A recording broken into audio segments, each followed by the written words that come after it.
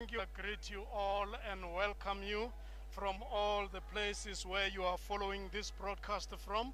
This is a special broadcast of the 2022 State of the Province Address. The name is Matuta Masimula. I'll be your presenter for this State of the Province Address broadcast today, but I'm not alone. Ngikhamba nomnaka la Mshika. Bab Masemula, my name is Lucky Ngomane. I'm broadcasting live from the provincial legislature in Mpumalanga. Of course, we're here, Mr. Masemula, on the biggest day of the province, where the Premier is going to articulate the roadmap of what the government will be doing this financial year. Ahake baba uyibeke kuhle khulu kwamambala undunankulu wesifunda seMpumalanga uMayorifilo Mthweni namhlanje uzabethula inkulumo kanti kade kuthonyiwe ngamalungiselelo nokho ke kungasikade sizokuthola okhulumela isibethamthetho uma uzama Gambu Memela Gamede uzokushidela ezengakithi akhe asitshele bona njengoba bebahlela nje kukhambe kuhle konke bathabile namtjana mhlambe kunala bangakaneliseki khona Mshika ngizokuba ukuthi mina njenganje ke ngitshele abantu bonke emakhaya ukuthi sila emabaleni we-Riverside Government Complex ngaphambi kwe-building yesibethamthetho sesifunda seMpumalanga i-Baobab building ku-building 1 ngokwendlela yakade sizobahatshela bunqopha ukusuka la ukufika emakhaya sihatsha iprocess yonke yokuthulwa kwenkulumo yobunjalo besifunda ezokwethulwa nguNdunankulu uMayorifilo Mthweni kanti ke bangasilandela lapha kuma-social media pages weMpumalanga Provincial Legislature iFacebook ne-YouTube kulapho sivela sikhona. Ngiyacabanga ukuthi abaningi vele sele basithola silapho njenganje. Imihatsho ikhona SABC ligwalagwala ikwekwezi imihatsho yomphakathi neRise FM kulapho bazabe basithola sikhona kanti siyabona emadeni obovu ku-red carpet Mshika emva kwethu uyadlula ubaba ongupresident we-Contralesa nationally ubaba uKhoshi Mukwena wobukhosi baHamathibela kamnandi khulu kwamambala inengi labo ke selingenile lingaphakathi sibabonile nabo executive mayor bangena Mshika ngizokuba ukuthi ngichiyele wena ke njenganje mina ngiyokuthathela uma uzama Gambu Memela Gamede uzokwazi ukumkhulumisa. Masemula baba Masemula ngibonga kakhulu isikhathi sakho angiphindze futhi ngisho ukuthi uma sicetha ukukhuluma naye make Gamede sizabe sikhuluma naye futhi lo ngusosweb lomkhulu lapha esishamthetho uba uchief whip swesweb lomkhulu sobesishaya naye lapha bukhoma ngoba phela angisifuna sitshele konke lokwendekako ngoba lapha babite abantu ukuthi hawu buyani bekunene sokhuluma naku nanako kukhona njengoba ushilo ngecontralexa onke ama-stakeholders most of them akhona namuhla ngasiwa kuphela emakhosi nama-members legislature ngokwawo njengoba ushilo bomeya bakhona asesithole make Gamede. Yeah, Mam Gamede chidela mama umshika akwazi ukuthi akhulume nawe kamnandi khulu kwamambala sazi ukuthi sichingaphi. Yeah, you can remove. Make Gamede sivulisela kakhulu siyabonga kakhulu sibonela ngalihle namuhla lapha namuhla njengoba silapha sifuna kwathi ukuthi namhla kwambe njani ngiyabona umsebenzi uyacaca lapha ukuthi khona kwendiwe lapha cela sithathe usibeke ngamalungiselelo ukuthi nambe njani ngawo. Siyabonga kakhulu nokuthi usamkele nelanga lasiphatha kahle namhlanje siyabona kuphelile amalungiselelo wethu konke ku ready. As you can see, everything is set, the stage is set. Umama Masilela ukwenzile bekufanele kwenze the speaker of the Mpumalanga Provincial Legislature, so she is now ready to welcome the premier of the province umama uRefilo Mthweni that she must come and deliver the state of the province address. So all that we are waiting for now usisithole ukuthi inkulumo yomjalo besifundazwe ithi ngiyabona kuhle kakhulu lapha nela ngekhathi legislature nilindele abantu abangaki lapha ngekhathi ngaphi lama-stakeholders labalulekile sizokhumbula ukuthi sine-challenge siyiningizimu Afrika kungeningizimu Afrika kuphela the country nje as a whole kunenkinga ephathelene nenkinga ye-COVID.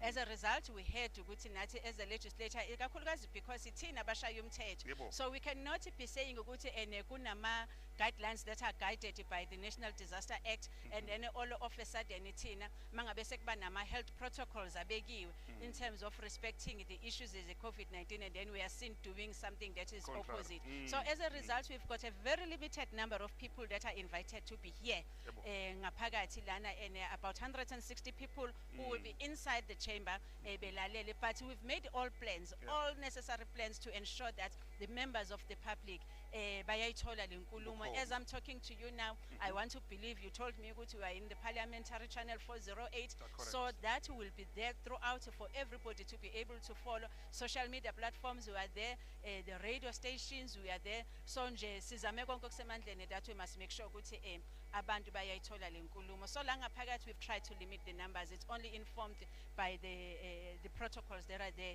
in terms of managing isimo lesesikhona se-COVID-19. Kodwa le nkulumo yini significance yayo? Kubaluleka kwayo yini emphakathini wonke? Abantu labasemakhaya lasendleleni yini lefuna ithatha ifake engqondweni makufika isikhathi state of the province? Ibaluleke kakhulu le nkulumo, ikakhulukazi mina ngicabanga ukuthi engakhuluma kona is to indicate the significance yokuthi le nkulumo ibe delivered here at the legislature. And the main reason, you'll remember that constitutionally the legislature is tasked to ensure that there is an oversight that is conducted over the government, over the executive. So the legislature, what it does, as uPremier ezazokhuluma la, siyayiprocessa le nkulumo kaNdunankulu izwakala ukuthi ithini, then it gives a rise to the legislature and the members to be able ukuthi mabe conduct le oversight okufanele bayenze. It's based on what? But ngiyacabanga ukuthi neyikhulumo zakho sazoba nazo bazokwazi ukuthi unpackele kahle ukuthi expectation on their side ithini in terms of le nkulumo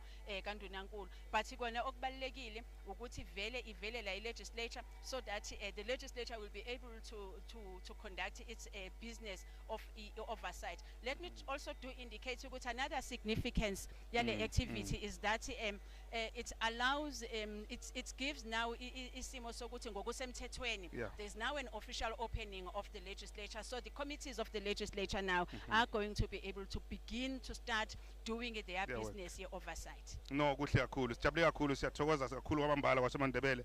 Siyacabanga uba masemula angasijoyina kakhulu kwamambala ngoba kakhulu kwamambala lapha seMpumalanga ngempela usho njalo ngesindebele sakhethu. Hayi thina ke lapha endase eMpumalanga legislature eMpumalanga nemaphethelo. Sijabule kakhulu ukuthi sikhona umphakathi wonkana usibukile.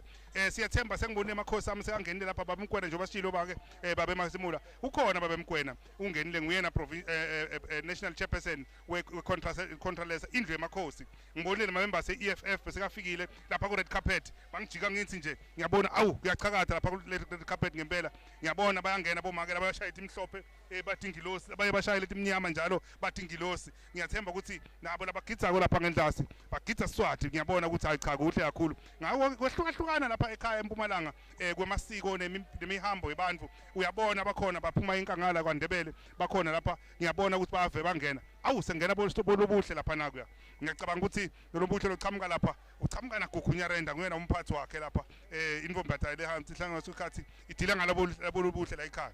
Awu siyabona bekunene lapho yona khona siyacela ukuthi nihlale nithi ne ngasikhathi sonke lesi sitabe senda lapha sendeka lapha imisimeto yonke itabe yendeka la itabe ibheke ekuthenini ngilokukhulunywa nguPremier atshele sive ibheke ekuthenini ngempela yini la kubantu ufuna bakulinzele ngoba nangu umphakathi waseMpumalanga uyawucala ke ugijime ubone ama service delivery abese endeka labahlala ngakhona laphuma lapha legislature phela sishaya umthetho lapho kushawa khona umthetho futhi uma kushawa umthetho kubekwe nentindolo ukuthi kutawendekani kulowo mthetho lowo kusuke kufuna kulungiswa lokuthide lapho sekwendiwa khona konke lokwentiwako bese kuba khona i-oversight endiwa nge-legislature. Ngiko ke acala eta lapha ke Premier atosho kwekuthi ngicela kutshela sive ukuthi ngifuna kwendani so that nakusasa uma ngabe khona kungakwendanga kahle imbambe imthole accountable yipi i-legislature ngokwayo. So ngeleso sikhathi ke i-legislature kubalulekile ukuthi nasonke isikhathi akhulume kuyo ukuthi ngifuna kwenda kokuthi konke lokutabe khulunywa la tabe khulunywa egameni la executive lelidwa nguye phela longangabani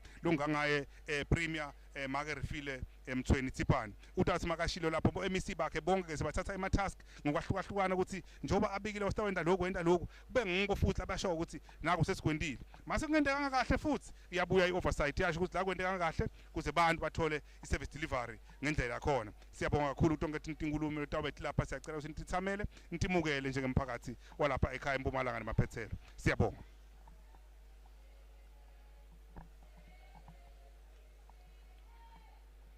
Bayishaya ingoma ke bomake bayishaya ingoma eMpumalanga lapha endasi i-red carpet yachakaza hawu ngummiss eMpumalanga nako ke ngombona miss eMpumalanga miss eMpumalanga ulapha bamthatha sithombe ngiyambona bayabonisa ukuthi naye ke miss eMpumalanga ukhona utobusisa i-legislature uhamba naGugunya Renda lengumphathi wakhe lomkhulu ngiyacabanga ukuthi naye lobuhle ukuthethe kuye eGugu lobuhle lobungaka ubuthatha lapha kuGugu ngiyacabanga ukuthi kuhamba kahle bonke ke laba kule red carpet balenzela Thombe umuntu uyahloba ngempela ethe khona ekuthenini yonke into ihambe ngendlela yakhona siyabona futhi uma sichubeka ukuthi lapha kule ndlu legislature lekuthiwa iBoba building ngilapho isihlahla lesikhulu South Africa bayibithe ngaleso sihlahla khombisa ukuthi yonke into letawendeka lapha ngilenkulu kakhulu emphakathini mase ngibuka lapha red carpet labetako uyabona ukuthi ngilabahlochisiwe labambalwa ekuthenini bakhethiwe ukuthi bethe kulena ndzawo kutawube khona bomeya kube khona emakhosi kube khona futhi nebaholi bemphakathi ngokwehlukahlukana kwabo sidabe siloku sikhahlela sisho ukuthi yaloku kukhona bobani sibabonako ngokwahlukahlukana kwabo angeke sibathi bonke eqinisweni lesibathi hayi bayatiwa mawuva umsindvo ke ngilo mphephele emhlane lapha lemaphoyisa libonisa ikhombisa ukuthi akube indzawo lephephile le ngoba wona amaphoyisa phela ayawenda ukuthi abantu abahlangene ngasonke isikhathi kube nokuphepha siyethemba ukuthi yonke into ohamba kahle awunawo ke make Jeanette Thabethe ulunga lesishamthetho ke naye nangu nguye sofikile make Jeanette Thabethe nguyena bakhona manje lo leader ini i-red carpet siyabona ke ngikwahlukahlukana babo netambelita lapha eParliament noma ke lapha esishamthetho sempumalanga tonke sethelekile noma ke ngobuningi bato sethelekile ngoba ushilo futhi make Gamethe ulokhulumela yona indlu esishamthetho lo nguye sina manager ka communication lapha esishamthetho ushilo ukuthi hayi bafuna 100 and something kuphela make Thabethe sewufikile naye nangu sesimbonile siyambongela futhi siyabona labanye labetako ngokwahlukahlukana sitawusho nje babasonzela basesekuthini labanye bakhona labathutane sidabe sikhumbula ukuthi bobani masibabona sibafike lapha ethutane lapha ekutheni ngiyabona ungathi kunelijala kaSibuyi nalo likhona lapha leliqhamuka lena Bushbuck Ridge lijala liqhamuka eBushbuck Ridge lela likulenye stakeholder lesibalulekile ngiyabona lapha futhi unaba bemandla Ndlovu mawungabukisisa lapha naye ukhona lo ngumphathi wenhlangano lebusako lapha eMpumalanga lokunguye isihlalo uyaqhamuka naye baba emandla Ndlovu uqhamuka kanye naye Sibuyi babe Sibuyi nababe Ndlovu sibafona balapha endlini ku red carpet babheke khona esishamthetho kuyacaca ke ukuthi sekuya ngakhona itawuthi inombolo mase ifika la basho khona bese basatisa ke sesithwa insambo siphosa ngakuye indvunankulu atshele sive ukuthi kwentekani hayi siyambona babe Fola Sibuyi hayi ukhona babe Fola Sibuyi naye sofikile Fola Sibuyi ukhona ulandzelana kanye naye babe Mandla Ndlovu hayi nguye lokhona lapha sofikile sofikile naye lapha bafike lapha ku red carpet sebaya khona esishamthetho ngiyambona umphathi omkhulu we department yekuphatha ngokubombisana lokunguye bathi ngumbovu babe umbovu sekakhona naye umbovu hayi yalibona ja selifikile ku red carpet usha step hayi kuhle kakhulu kuhle kakhulu ya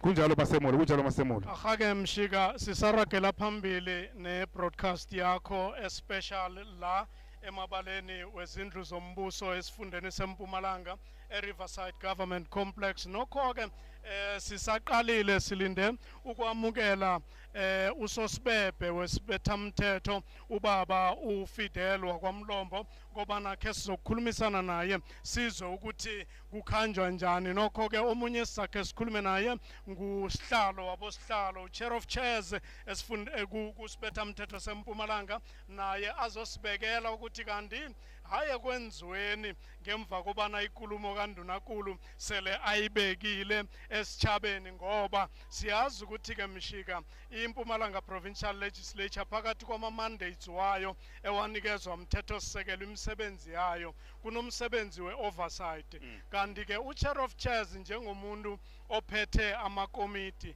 abo chairperson bonke bamakomiti bangaphasi kwakhe enamakomiti siyazi ukuthi elegislature ayi engine lapho kwenzeka khona umsebenzi omnengi so kuzokufuneka ukuthi akhazositshela ke ukuthi mhlambe nakaqeda ukuthula ikulumo yakhe uNdunankulu bona njengamakomiti wesibethamthetho kuyini abakwenzako msebenzi muphi abawenzako ukwenza isiqiniseko sokuthi lokho kukhulunywe nguNdunankulu espeechini sakhe kuyaraga kuchinga phambili sekakhona ke uchair of chairs ngiba ukuthi umsondeze Mshika uze naye ubasize ke ba step up lapha ngoba into ethu leya lapha inzimanyana ngendlela eraru kwenza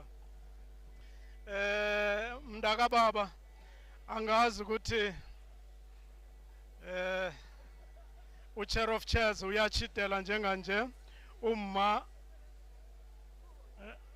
unompumelelo wakwaHlophe asikho umma unompumelelo Hlophe uyasondela ke sizokukhulumisana naye kamnandi khulu kwamambala ngendlela eraru kwenza Mshika mhlambe ningamnikeza imic alapho akhona sicoce naye baba ungakhe umthathe ikamera yakho umbeke kiyo uchair of chairs sizwe ukuthi usiphatheleni lapha la khona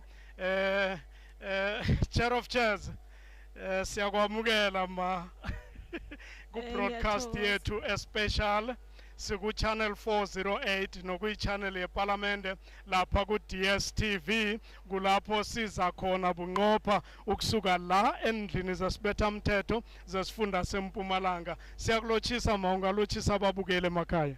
Ngiyathokoza mhathi ngiyathokoza ukuthi nibe nami namhlanje singilochisa abalaleli nababukeli emakhaya bonke.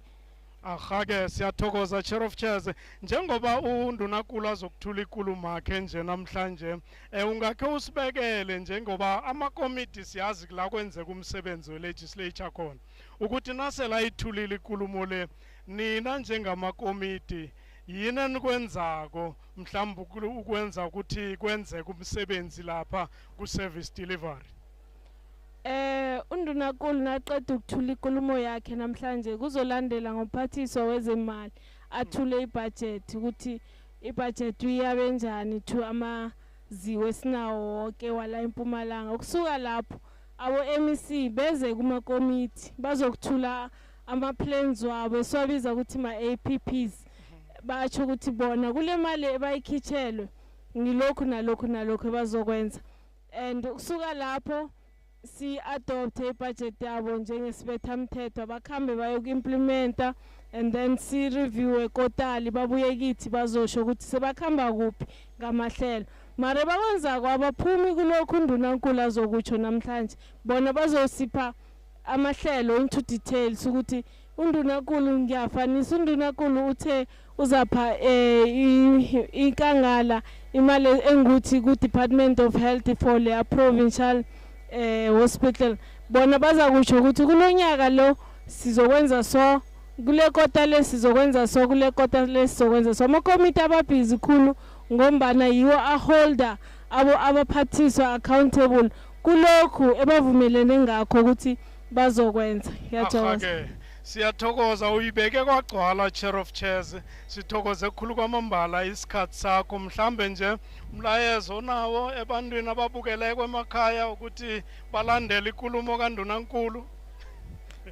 Sizoba bawakhula ababukele emakhaya ukuthi bayilandele isikhulukhulu ababukele abahlala eMpumalanga bakhona ukuzwa ukuthi nonyaka nje uNdunankulu yini ebasiphatheleyo nabayigovernment yaseMpumalanga ngoba bazokwazi ukuthi nonyaka nje kuyini bangakulindela babahlali baseMpumalanga nokuthi amathuba wemisebenzi bazayithola kuyiphi department ngilokho bangakhona ukuthi bakulandele. Ngiyathokoza. Sikuthokoze khulu chair of chairs sithokoze nesikhathi sakho ma so ngabuyela singasakonela isikhathi yokuhlala phasi ngoba sibona ngathi pheze sekaza kuvela uNdunankulu sekaza kuya yokukhuluma. Thank you ma. Ngithokoze khulu. Ahake sithokozile ngusihlalo wabosihlalo eMpumalanga Provincial Legislature kade asethulela lapha ukuthi basebenza bunjani ulendlalileke ihlelo engingathanda ukukutsho uthwile wathi ibudget yokusebenza kwaminyango ehlukene kokahulumende iphasiswa sibethamthetho bathi bangayiphasisa bese ikwazi ukusebenza sizokwamukela njenganje uChief Whip weMpumalanga Provincial provincial legislature ngisakhamba nawe Mshika kusese kuhle hle. Kuhle kakhulu ulo step lomkhulu sokhona lapha ekhaya sote kuyo interview lencane nje letawuthi ayibe khona angathatha indzawo so step. Yeah. Sosibebe jama kuhle Mshika ungamnikela umbhobho akwazi ukukhuluma kamnandi khulu usibebe wesibetha umthetho sesifunda seMpumalanga ya nedubona sibebe endawo esijamekile le ungabona uchinga ngale Chief Whip sakwamukela ku special broadcast se State of the Province address ka 2022 njengoba kwenzeka nje mhlambe singacela ukuthi uChief Whip akhe asendlalele ukuthi yini ukubaluleka kokubanjwa kwe State of the Province address sibaluleke ngani ukuthi uPremier akhulume nabantu ungayisondeza imic emlonyeni bese uyakhuluma Chief Whip. Ngiyabonga mhashi and ngibulise kubo bonke abantu baseNingizimu Afrika nabantu baseMpumalanga. I-State of the Province address i-platform lapha undunankulu anikezelwa khona ithuba abe alinikezelwa nguSpeaker ithuba lokuthi akhulume nabantu baseMpumalanga abazise ukuthi njengoba siye saba abazise ukuthi njengoba siye saba ne-State of the Province address last year kunezifungo azenzile undunankulu kunama-promises awenzile undunankulu so silindele ukuthi kule State of the Province address lena undunankulu atshela abantu baseMpumalanga ukuthi kuwo wonke lama-promises esiwenze last year yikuphi esikwazile ukuku-achieve and ikuphi esingakwazanga ukuku-achieve. So i-first part ye-State of the Province address izobe idila ngalawo ma-issues kufanele uPremier asazise ukuthi njengoba sibhekene nalobugulu lobu be-COVID-19 obu-affecta ne-economy yethu ingabe thina province yaseMpumalanga siresponde kanjani kule COVID-19 ingabe sikwazile okwakha amathuba omsebenzi ingabe i-economy yethu umnotho wethu kwazile ukukhula enema ukhulule umnotho wethu ukhule kuwapi ama-sectors ingabe sikwazile ukungenelela ku-unemployment rate yabantu abasesebasha ngoba ku-State of the Province address ya last year uPremier uye washo ukuthi kunemali engangu-50 million ekhishiwe ebekelwe esayidini ukuthi ikwazi ukubhekelelwa ne-unemployment rate yabantu abasha.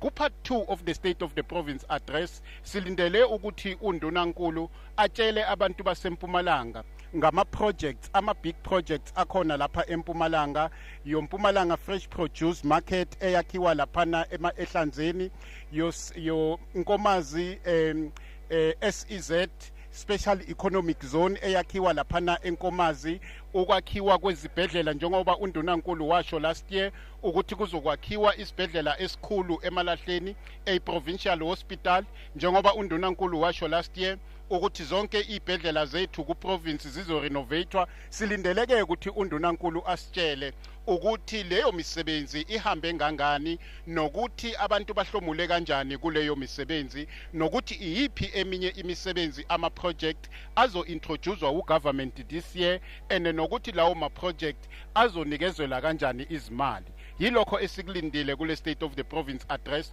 ngoba i-State of the Province address mhashi senza i-foundation for uMEC we-finance ukuthi makabela izimali uzoba abheka ama-priorities lawa enziwe undunankulu abele izimali ngokwama-priorities lawa enziwe undunankulu kuzothi after the budget speech the provincial budget speech bese kuza ama-MEC athathe konke lokho kushiwo uPremier athathe konke lokho kushiwo i-budget speech uMEC benze ama-budget speeches abo lapho bazobe basho ukuthi bona njengeminyango ngeminyango eyahlukene yini abazoyenza ukuze ba-implemente lokhu okushiwe undunankulu nalokhu okuzobe kushiwe umhlonishwa uMEC we-finance. ngiyabonga. Asithokoze khulu Chief Whip, ngiyacabanga ukuthi ihlezi icacile uyendlale ngokwaneleko kodwana ngiyacabanga ukuthi umuntu osekhaya uzwile ukuthi kucakatheke ngani ngiyathemba nokuthi uzogqugquzeleka ukuthi alandele lenkulumo kaNdunankulu ngemva kokuthi sele uyibeke ngalendlela oyibeke ngakhona. Asingasadli isikhathi sakho esiningi Chief Whip ngoba ngiyabona ngathi sekaza kufika nayo uNdunankulu anithole senihlezi ngokwekhabo lakhona nikwazi ukumlalela. Sithokozile isikhathi sakho, ungase usigqugquzelela abalaleli nababukele emakhaya ukuthi bayilandele lenkulumo kuma platform wonke we legislature ngoba sise TV ngikhuluma nje siku channel 408 ku parliamentary channel. Ngiyabonga mhashi, mangisho ukuthi sithanda ukugcugcuzela bonke abantu baseMpumalanga ukuthi laba bakhona ukuza e-legislature beze, laba bangakhoni ukuza ku-legislature, wonke ama-radio stations in the province azobe akhulumisa le state of the province address azobe asikavarisha, ama-newspapers in the province azobe asikavarisha. Siyacela abantu bakithi ukuthi balandelele ukuthi intuthuko kusifundazwe sethu yenzeka kanjani. Ngiyabonga msakazi. Sithokoze khulu, sithokoze kamnandi khulu kwamambala. Ngu-Chief Whip we-Majority Party eMpumalanga Provincial Legislature, ubaba uMlombo. Akhuluma kamnandi khulu kwamambala ngendaba yokuqakatheka kwe-State of the Province Address ngendlela yokwekhabo khona. Ngithokozile sila emabaleni wezindlu zombuso esifundeni seMpumalanga i-Riverside Government Complex. Kamnandi khulu kwamambala sikhamba nawe ku-channel 408 DSTV Parliamentary Channel nakuma-Facebook pages we-legislature naku-YouTube ye-legislature. Siyathokoza Mshika, kuyenzeka baba ngibona abantu badlula, ungakhe uyibambe ukhulume bathathe ababukele emakhaya sikhambe nabo. Lolu lami ngasalisebenzi lolu angisisho ukuthi ngilolu sebenzako 1 2 1 2. All right, lolu yasebenza. Ngibonile inkosi lapha, inkosi isihlalo wemakhosi wendlu yemakhosi chairperson babe Ngomane SG, ngichairperson wendlu yemakhosi lapha kaNgomane la eMpumalanga, Ngomane Sibongo, babe SG Ngomane. So ufikile naye, siyabona ku red carpet basetha labetako, ngiyambona babentombela so sonzele, Mtombela ke nguyena ophethe i-department lekuthiwa i-culture, sports and recreation, aphindze futhi abelibambela lapha kule luwanyana kule department lekuthiwa iphethe safety and security and community liaison. Uphethe umkakhe lapha ngumake Ntombela, Phindile Ntombela, umza wami akasemhle, ngiyambona nje nangajika lapha sophethe lebovu. Hayi ke kodwa noma kunjalo siyabonga kakhulu sesikhona lapha endlini tekusakata noma ke lapha eTexas sesishamthetho, iyahlala i-legislature kungasekuzala iyagcwala indlu nendlela abayifuna ngakhona ukuze ingagcwali kakhulu ngoba kunalendlu leshiwo lesiyadiko sonke lelu libhubhane lapha emhlabeni ye-COVID-19 ngeke kube nenamba lengentulu kulenye, kufuna inamba nje ibe ngilephathekako njengoba sikhuluma nje kuba lula kakhulu lokuthi sichaze lokuthi lapha inamba ingeke yengeke etulu kwa 200. Uyichazile lokhulumela sishamthetho lapha lo ngangama gamethe ukuthi inamba lekhona ing100 and something. Lo something ngangifuna ukubuyela kuye ke pakithi ingephansi kwa 200. Sinelithemba lelikhulu balaleli emakhaya napho khona babukeli ukuthi yonke into etawuhamba ngendlela yakhona. Siyacabanga lokuthi ke uma sithi siyabuka tonke indzaba la, hayi kutawukhanya kuhlobe bonakale ukuthi iMpumalanga iya ngakuphi kusuka nyalo. Umhlahlandlela ngempela Ndunankulu tathi angawubeka yonke into ihambe ngendlela yakhona, futhi uma ingahambi ngendlela yakhona amakomiti abekiwe phela ukuthi agalele bagalelwako ukuthi akwendiwe ngendlela yakhona njengoba simvile lapha sihlalo wabosihlalo lapha ekhathi endlini esishamthetho chairs of chairs ngalulimi lasemtini, ushilo ukuthi babhizi basebenza kanjani lapha ekhathi amakomiti bawasebenzisa kanjani, ama-budget bawabeka babesebenzani mabawa-approve noma bawavumela bese bayabuka ukuthi asebente into lefanele yini. Kungimanje njena kuyabonakala ku precinct ukuthi bayadiliveka lapha abadilivekako bethe lapha ekhaya legislature, provincial legislature. Ngiyabona ke nemajaji liqobo, majaji sikakhona ngiyabona lapha emajaji aholwa nguyena umpastor omkhulu wemajaji, lapha phambili ngummeli ngulamdluli, kuyabonakala ukuthi ulandzelwa ngijaji lijaji lelikuphethe emajaji lapha eMpumalanga, judge president, just president nguyena bahola majaji. Yebo ke ukhiphile isifonyo naye ngiyabona bayakhipha isifonyo bawudo observer i-social distance emajaji lenginayo ngabona ko mathathu kubonakala phela ukuthi lo msimento ubusiswa ngendlela yakhona nange majaji ayavela emajaji akhona ngicabanga ukuthi yonke into ihamba ngendlela yakhona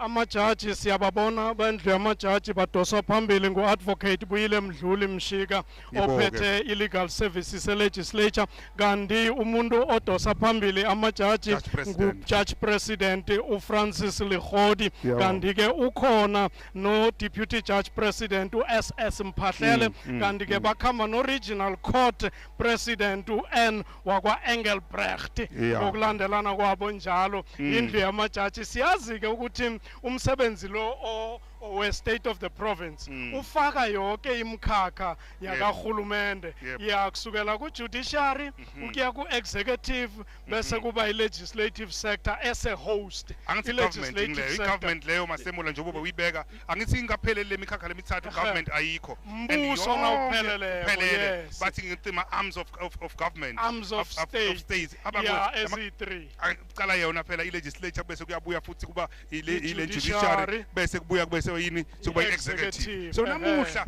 umphathi we-executive lungaka premier utosho ukuthi ngaphambi kwabo bafakazi basebafikile bajaji bafakazi bafikile bafakazi labanye futhi ngilabahamba nabani nes-oversight committee yakhe speaker kuthi maja mina ngidowena ukuthi kusukanyalo kofika lapha nganawe ma-executive members ami lokubo MEC so that nakusasa mangabe khona kohambi kahle bambonse wathi hey lapha uthe utawuhambisa kanje sekungena i-legislature ke lapho ngomsebenzi wabo we-oversight uma sebakhuluma nale executive bayibizela kuma committee njengoba ngikhe ngatsho ngaphambilini ukuthi ama committee ngiwo ayi engine yokusebenza kwe legislature umzwile no chair of chairs nasikhuluma naye asho lapha ayibeka ukuthi nale budget abayisebenzisako iphasiswa ngile legislature bese bayavuma bathi nina njengemnyango kahulumende thathani naso imali khambani nokusebenza nase basebenzile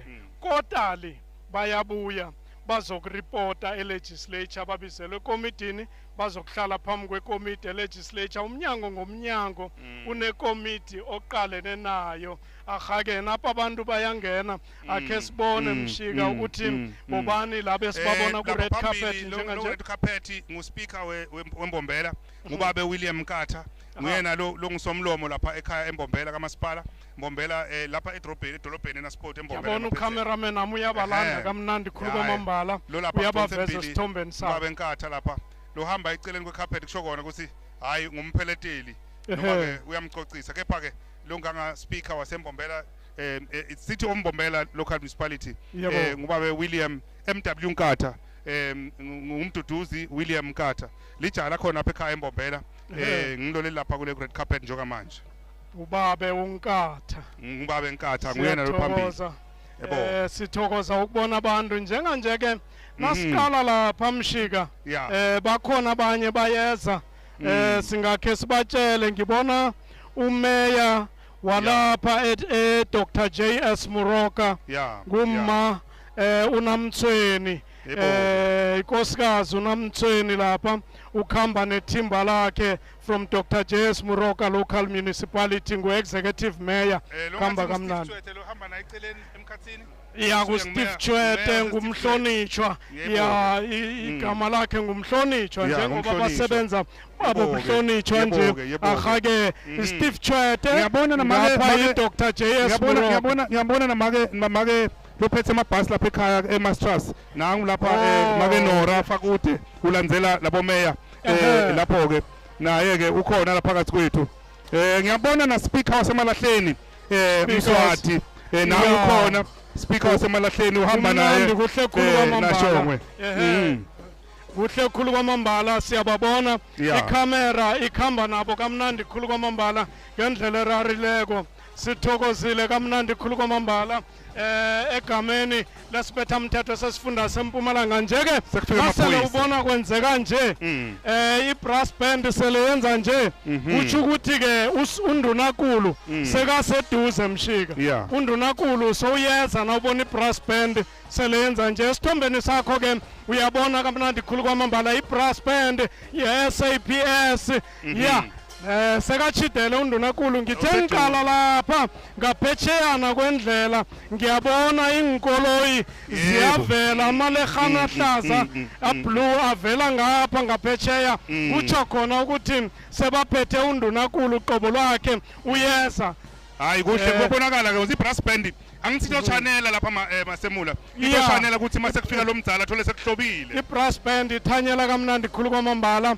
ukuze ma processes enziwako ukuze kukwazi ukuthi kuhlaliseke kuhle begodu nokuphepha kube khona sizokubona ke abantu esithombeni sabo bazokubona ukuthi uPremier nakafika la nakathatha isalute yakhe kuzokucula ingoma yesitshaba athatha isalute uPremier athangathatha isalute bese wenza i-walkabout bengithe sizokuba nobrigadier uDlamini akhazosihlathululela step by step nabasolo beza i-brass band nayenza nje kube uyahlathulula ukuthi okay lokhu kusymbolize this thing lokhu kubaluleke ngalokhu uyathi masemula njengoba usho yonke into lendiwa lapha ekhaya ine meaning inekujula ekuthenini emaphoyisa makalapha asho kona ukuthi kuphepha kungedulu kwekuphepha and then yena emeya makafika Premier lapha ekhaya ahamba bamnika indlela ukuthi kuhanjwa kanje and lokho kutafuna ukuthi basichazele bona bangemaphoyisa ukuthi kepha kahle kahle yini kepha lokumnanzi konke nginako bakwenda nje ngaphambi kwawo wonke umuntu losukhona ema-stakeholders ngishilo ukuthi bomeya ngibabonile basekhaya eWitbank emalahleni bakhona base-Stiftwet bakhona balapha embombela ngibona speaker besikafikile bonke members ngibonile iHertz band nayo beyifikile la ngibone wonke cishe imikhakha ngakho ke kodwa lokho kusho ukuthi nini lapha e-legislatures kukhethwe ngendlela yakhona ukuze ukuthi kungabi ne-stampede kube siphula ema-regulations lawa e-COVID-19 uzakukhumbula ke mshika ukuthi sisesengaphasi kwe-state of disaster solo sadiklerwako nakuza kuhlasela lengogwana lobu bulwelwe be-COVID-19 buzaqubuka manje ke abantu abeza bazokuthamela umnyanya lo baba limited khulu ngendlela erarileko njenganje ke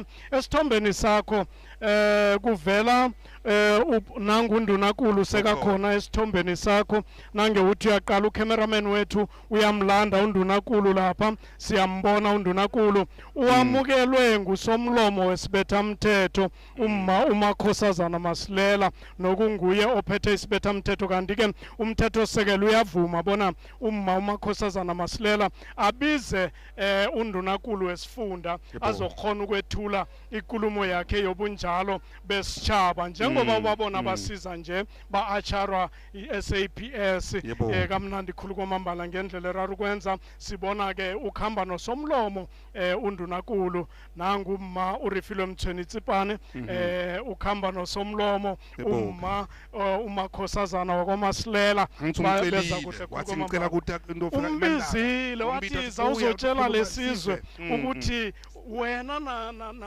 ne-executive yakho nabosomkhandlu bakho nenzeni nifuna ukuthi batshele ini kusukela nyalo kuya phambili so lokho ke kuyokhuluma ngePremier ngecobo lwakhe akukhiphe ngemlomo wakhe ukuthi kusuka kulomnyaka lo lomnyaka athi imali sitabe senda lokhu nalokhu into lethi khulumela yona kuze kuthi nakusasa bamhold accountable kube kusho yena akhulumela i-executive yonke baye kuhle kucelile ngoba vele i-executive i-accounta la e-legislature kuma-committees we-legislature kungakho indlela ekuhleleke ngayo ama-committee enye nenye i-department ine-committee ebhekene nayo eqalene nayo ukuthi isebenza njani bayeza-ke bafike bazoku-accounta njenganje-ke siyabona-ke uyakhwela esiqongeni lapha undunankulu lapho ayokuthatha isalute yakhe khona. Esithombeni sakho ngiyathemba ubona kuhle nangoke selajame ngokwekhabo lakhona.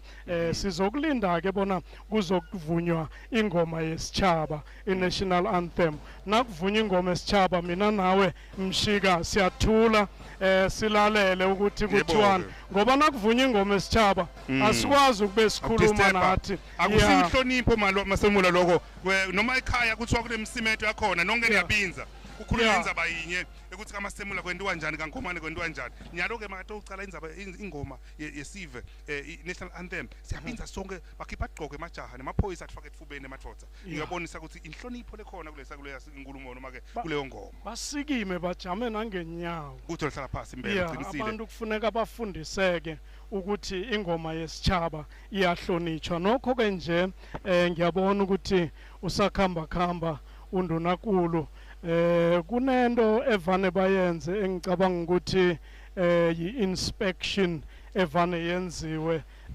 akhambe enzi walkabout undunankulu lapha emaphoyiseni ngaphakathi besithi lokho sisakhula ubuka cathula ukuthi bapolitshile namuhla ke manje ke amaphoyisa bekadume ngokupolisa cathula kade.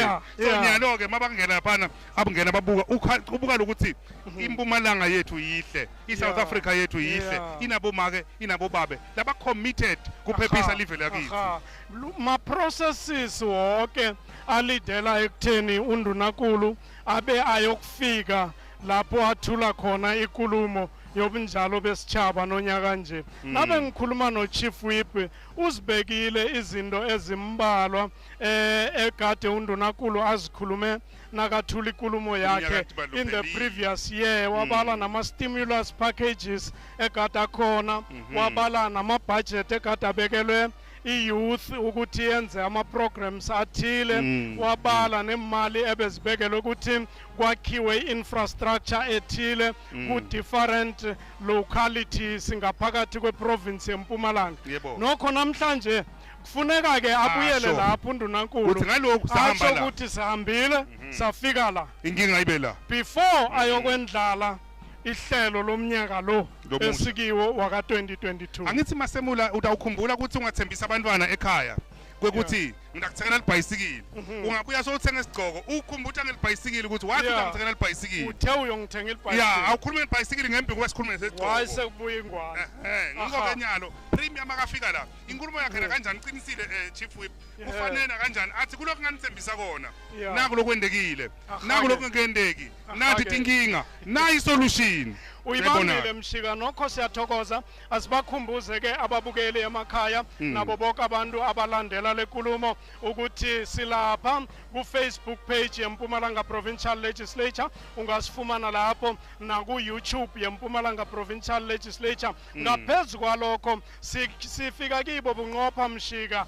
njengoba sikhuluma nje si live ku TV DSTV channel 408 yi-parliamentary channel lapha abantu babona khona ama-process wonke enzeka eparlamente njenesibethamthetho njengeparlamente yesifunda sikhona-ke kuleyo channel siza kibo bunqopha. Kanti-ke bangalalela-ke nakuma-radio stations wabo ahlukeneko ngaphakathi kwesifunda sempumalanga, Ikwekwezi FM, Igwalagwala FM, ama-community radio FM, ama-community radios 15.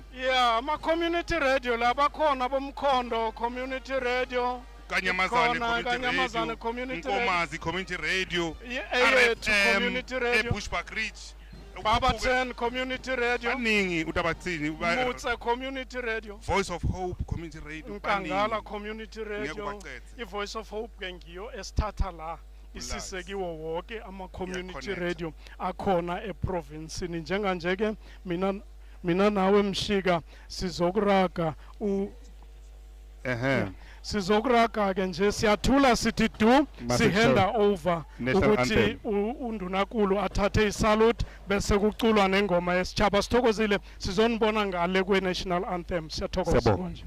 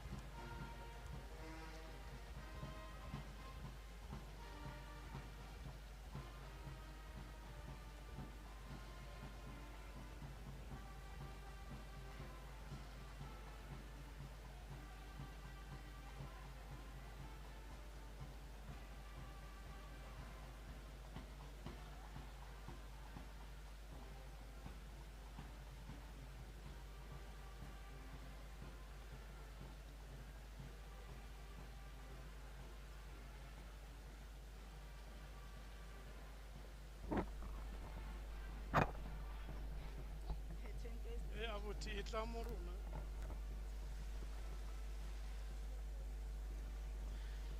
Sithokoze khulu kwamambala ke njenganje ke sirakela phambili siza kuwe ukusukela emabaleni wezindlu zombuso la esifundeni sempumalanga ngino Brigadier Dlamini la eduze kwami engifuna bona akasihlathululele asichazele kancane ukuthi njengoba bekwenzeka la isipholisa senza yonke le nesignificance yesalute ukuthi yini siyakwamukela Brigadier ku special broadcast sethu sesopa ka2022 ngakhe uthi fahla just imzuzu ibe mbili before upremier angena ngaphakathi echamber.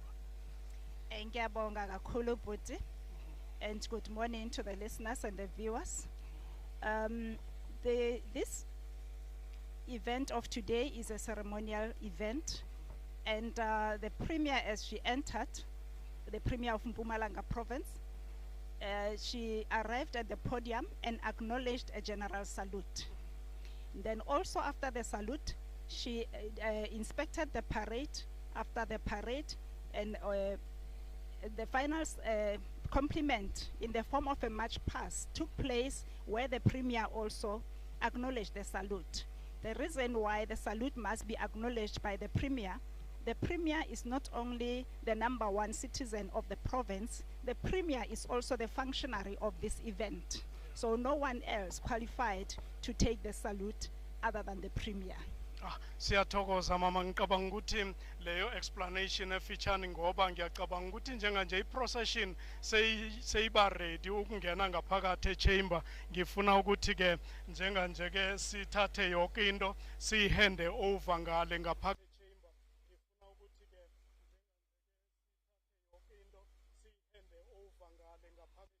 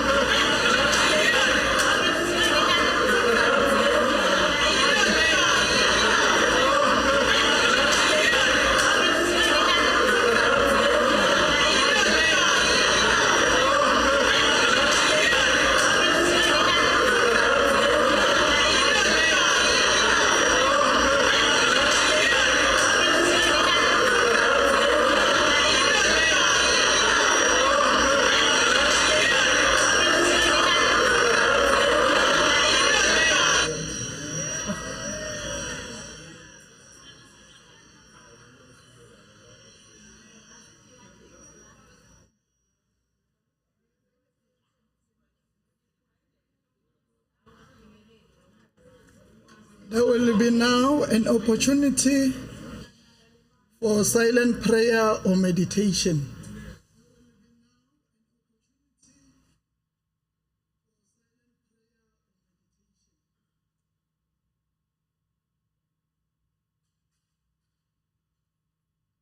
Honorable members and distinguished guests, please be seated.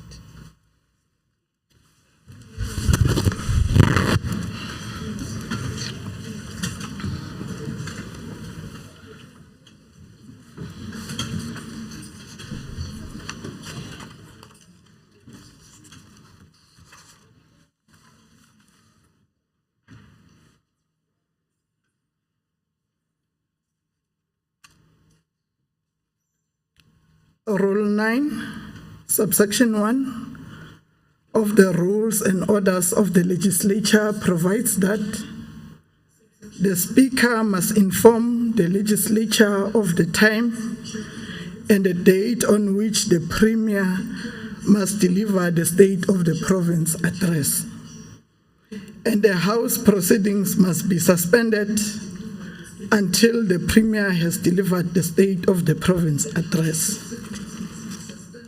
unless the Speaker, in consultation with the Premier, decides otherwise. Honorable members, in accordance with Rule 9, subsection 1 of the Rules and Orders of Mpumalanga Legislature, I have received a request from the Honorable Premier to convene this sitting of the Legislature to enable her to deliver the State of the Province address. And I have acceded to the request.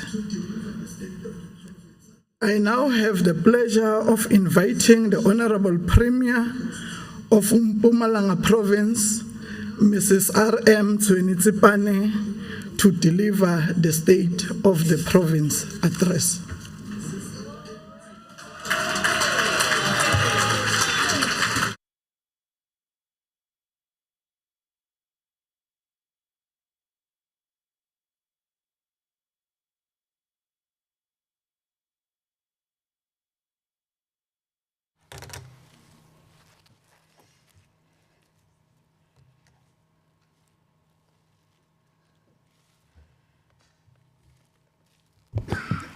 Honorable Speaker of the Mpumalanga Provincial Legislature, Honorable Minister of Justice and Constitutional Development, Honorable Ronald Lamola, Deputy Minister of Water and Sanitation, Honorable David Mahlobo, members of the Executive Council, Honorable members of the Mpumalanga Legislature, Honorable members of Parliament and National Council of Provinces, Deputy Chairperson of the National Council of Provinces, President of the Congress of Traditional Leaders of South Africa, Koshi Mukwena, Chairperson of the Provincial House of Traditional Leaders, Inkosi Ngomane, and our revered traditional leaders, Judge President of Mpumalanga Division, Justice Lekhodi, and members of the judiciary present,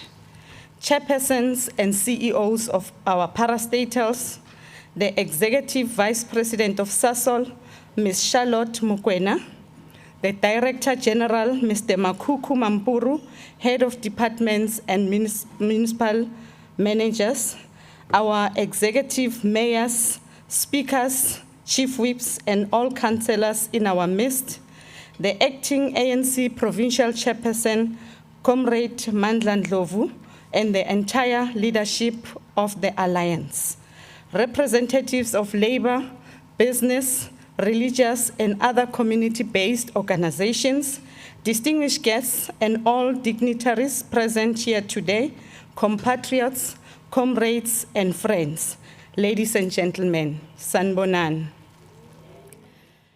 Madam Speaker, when we came into office in 2019, we committed ourselves to a strategic framework that is aimed at assisting us to deliver our key objectives in the medium term. The framework is in line with the National Development Plan, and in the fullness of time, it will enable us as a province to contribute to the fight against poverty, unemployment, and inequality. The 7 priorities of our medium-term strategic framework are a capable, ethical, and developmental state, economic transformation and job creation, education, skills, and health, consolidating the social wage through reliable and quality basic services, spatial integration, human settlements and local government, social cohesion and safe communities, and a better Africa, a better world. In the 2.5 years since we assumed office, we have gone some way in implementing these priorities. It is this progress that I will be sharing with this august house and the people of Mpumalanga during the course of the State of the Address. It would be remiss of me not to reflect briefly on the impact COVID-19 pandemic has had on our ability to implement our set priorities as well as on society as a whole. Madam Speaker, honorable members, and citizens of this beautiful province. We call Mpumalanga the place of the rising sun. I bring with me a bag full of warm greetings and sprinkles of shining hope. Hope is in a situation which some amongst us were beginning to think and believe is hopeless. When we all thought that the calamity and distress brought to us by the deadly COVID-19 virus had the potential of wiping out mankind on this universe, hope remained on our side and never deserted us. When we thought this adversity was beyond our comprehension and we were resigning ourselves to its fate, hope gave us motivation to fight on. When our strength and resilience was put to the test and stretched to its limit, hope reminded us of our past experiences, how strong we are. When we were losing our grandparents, our parents, sisters and brothers, our close friends and distant relatives, our neighbors, our own children, and our colleagues to the virus, hope gave us courage and made us believe that we will overcome this adversity. When we could no longer mourn our dearly departed ones, and every day had become a day for a funeral, hope reminded us of another deadly pandemic, the HIV/AIDS, and how we dealt with it. When we went to bed and we were not sure if we would make it alive the next morning, hope summoned our faith. When a slight cough and an innocent sneeze would send a panic wave in the room, a bus or a taxi, hope gave us motivation and the sense of unity to overcome our trials and tribulations.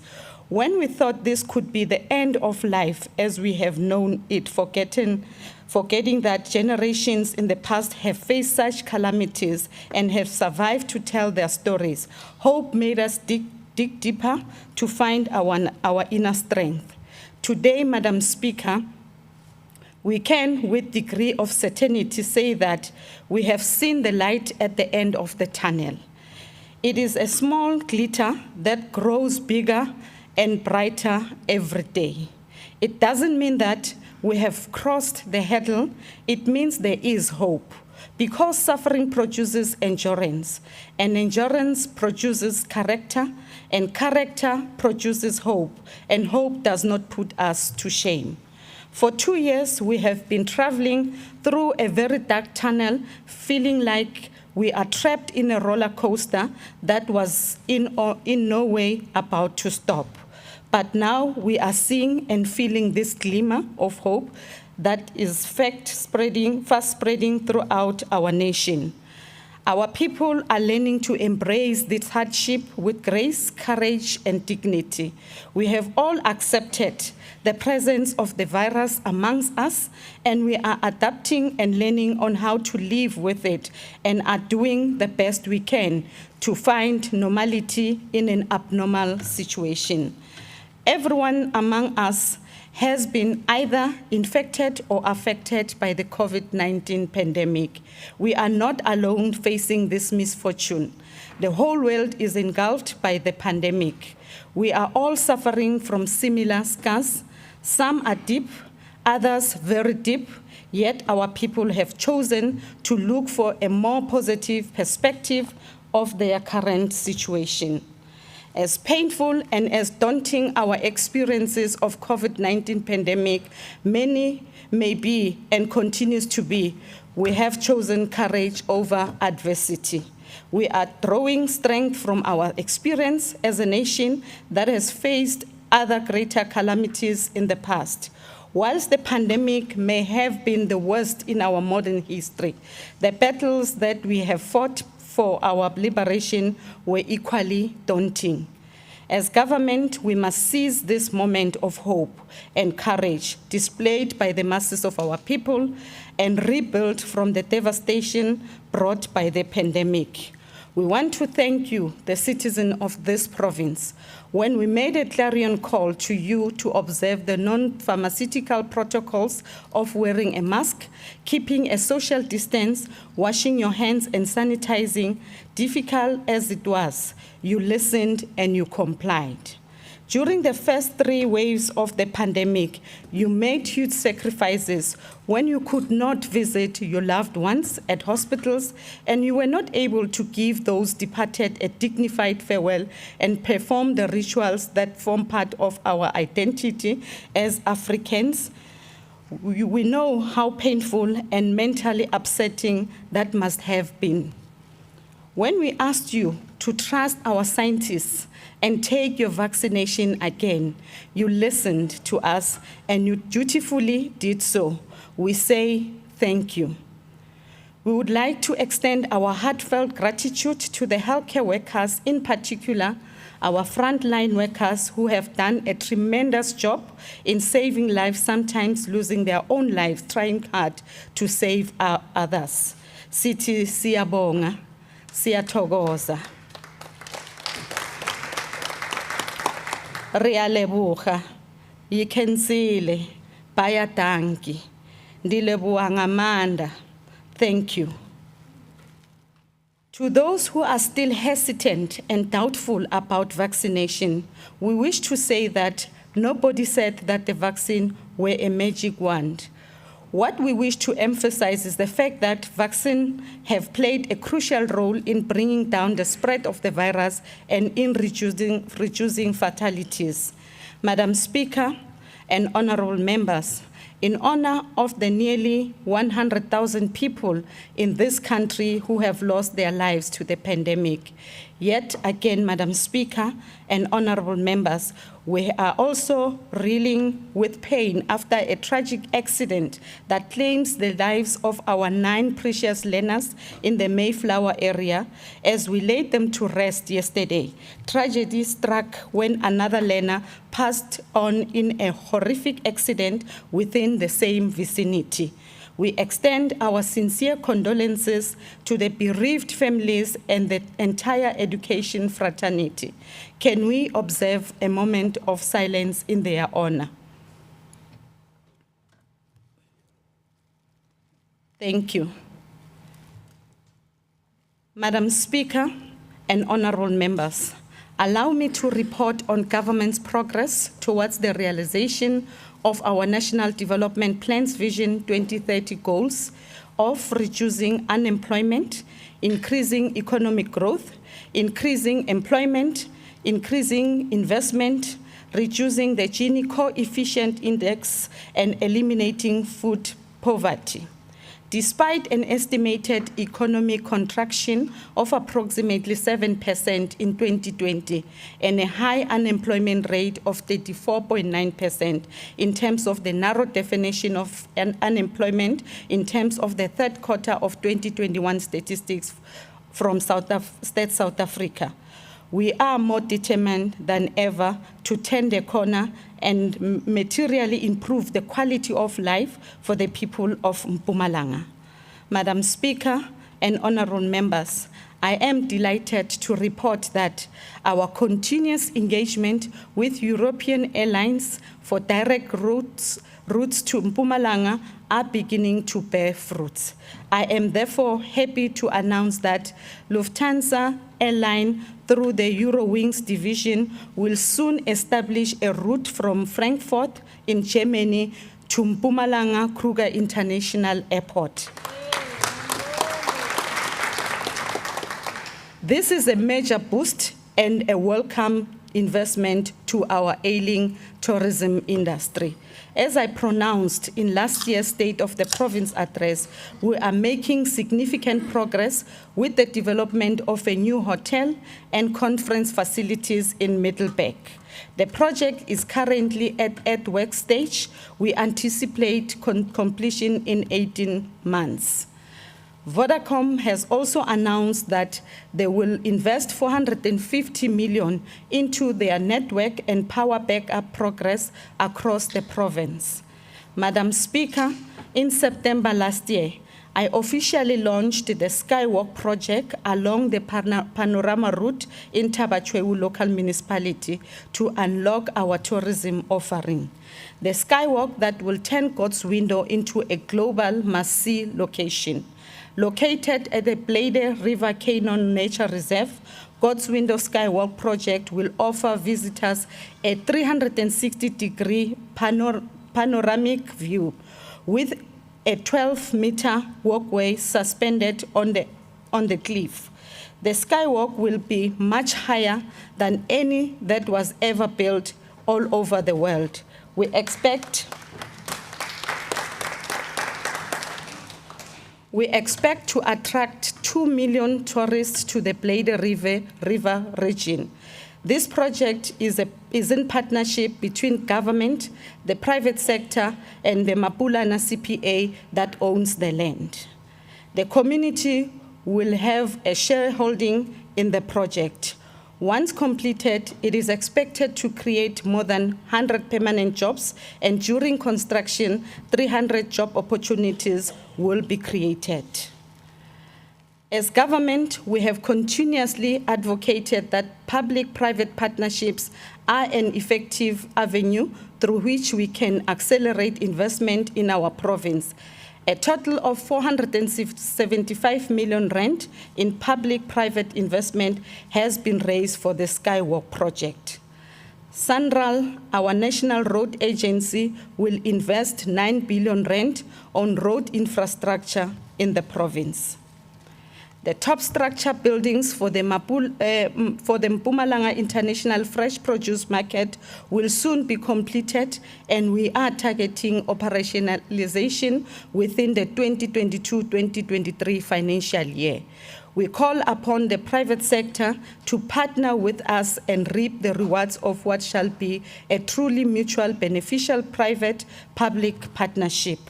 As part of our efforts to stimulate the provincial economy, we will host a trade and investment conference within the next 3 months, focusing on technology, agro-processing, mining, green economy, and manufacturing. We have established a Just Transition and Climate Change Working Group that reports directly to the Office of the Premier on a quarterly basis. This will enable us to tap in the 131 billion rand that has been promised by the industrialized countries to help South Africa implement a just transition to low carbon whilst addressing job security for the affected communities. We shall accelerate the completion of infrastructural projects across, including but not limited to the Parliamentary Village, the Mpumalanga Fresh Produce Market, Tegwane South Bridge, Bethel Hospital, Mapulaneng Hospital, and Mamitlake Hospital, which were interrupted by illicit forums, extorting money, and blocking the delivery of services. Madam Speaker and honorable members, industrialization, localization, and export promotion is another important priority area that forms part of the Mpumalanga Economic Reconstruction and Recovery Plan, an area of work that seeks to intensify diversification of the resource-based sector of mining, agriculture, and forestry, currently dominated by large corporations into downstream manufacturing-based industries to enable broader economic growth and labor absorption. Again, these initiatives will be largely driven through the district development model. It is of critical importance that the local economic development strategies of our municipalities should align themselves with all these initiatives so that our people can benefit from them. The Mpumalanga Industrial Development Plan will guide the rollout of interventions identified under this priority area. To be more precise, one refers to the rollout of the Nkomazi Special Economic Zone in Nkomazi Municipality and the Petrochemical Industrial Technology Park in Govonbeki Municipality. Both these catalytic projects have huge potential to expand the industrial base of the province and consequently stimulate economic growth, alleviate poverty, and reduce unemployment, including enhancing the requisite skills demanded by the provincial economy. Without doubt, Madam Speaker, these projects offer investment opportunities for companies in agro-processing, logistics, chemical industries, training sector, warehousing, office space, conference, and incubation facilities. In addition, these projects will also facilitate the export of commodities through, amongst others, the South African ports, including the Maputo port, or air transportation to foreign markets using Mpumalanga Kruger International Airport.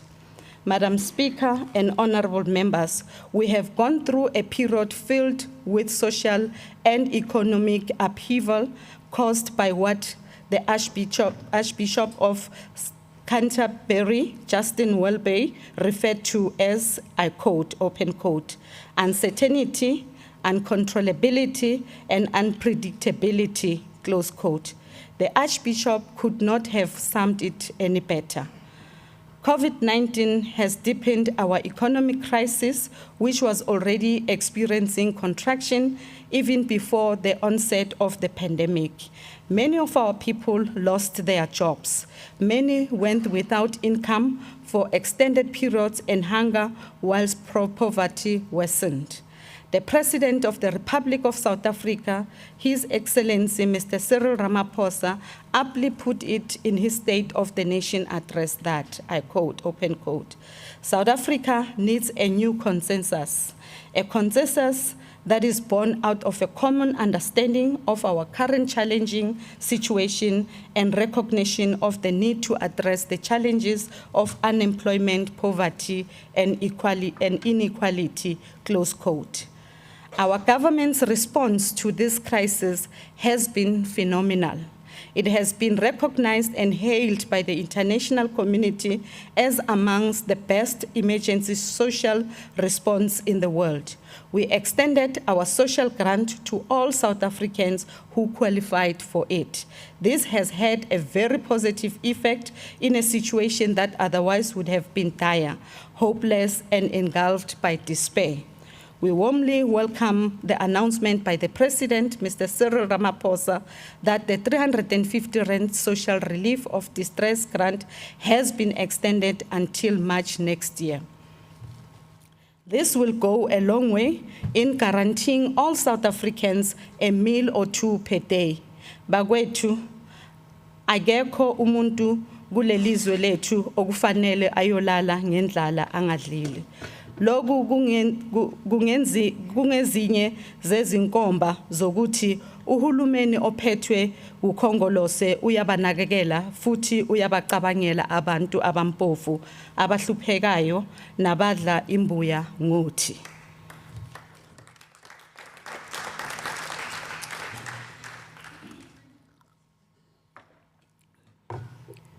If we had not taken a decision to provide support to the most vulnerable in our society, we could have been facing a danger of series of converging crises that, if not attended to and addressed, will feed into each other and usher our country into a dark place where even the angels do not dare to tread. Madam Speaker and honorable members, we have demonstrated time and time again that we are a resilient nation that has a capacity and the ability to bounce back against all odds. Out of ashes caused by factors beyond our control, we have always risen like a phoenix and charted a way forward.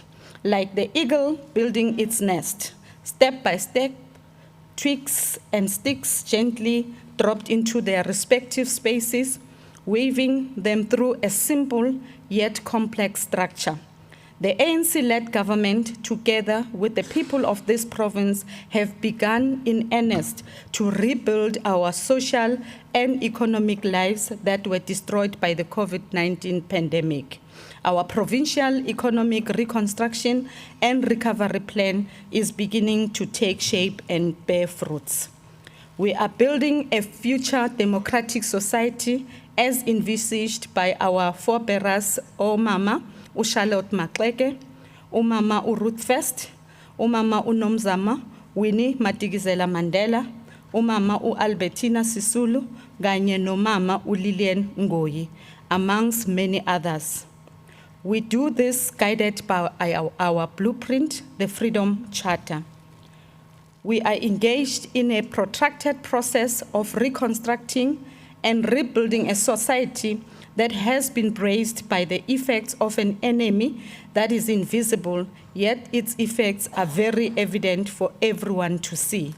Millions of our people are at risk of falling into extreme poverty, whilst the number of people falling into a debt trap is increasing at an alarming rate.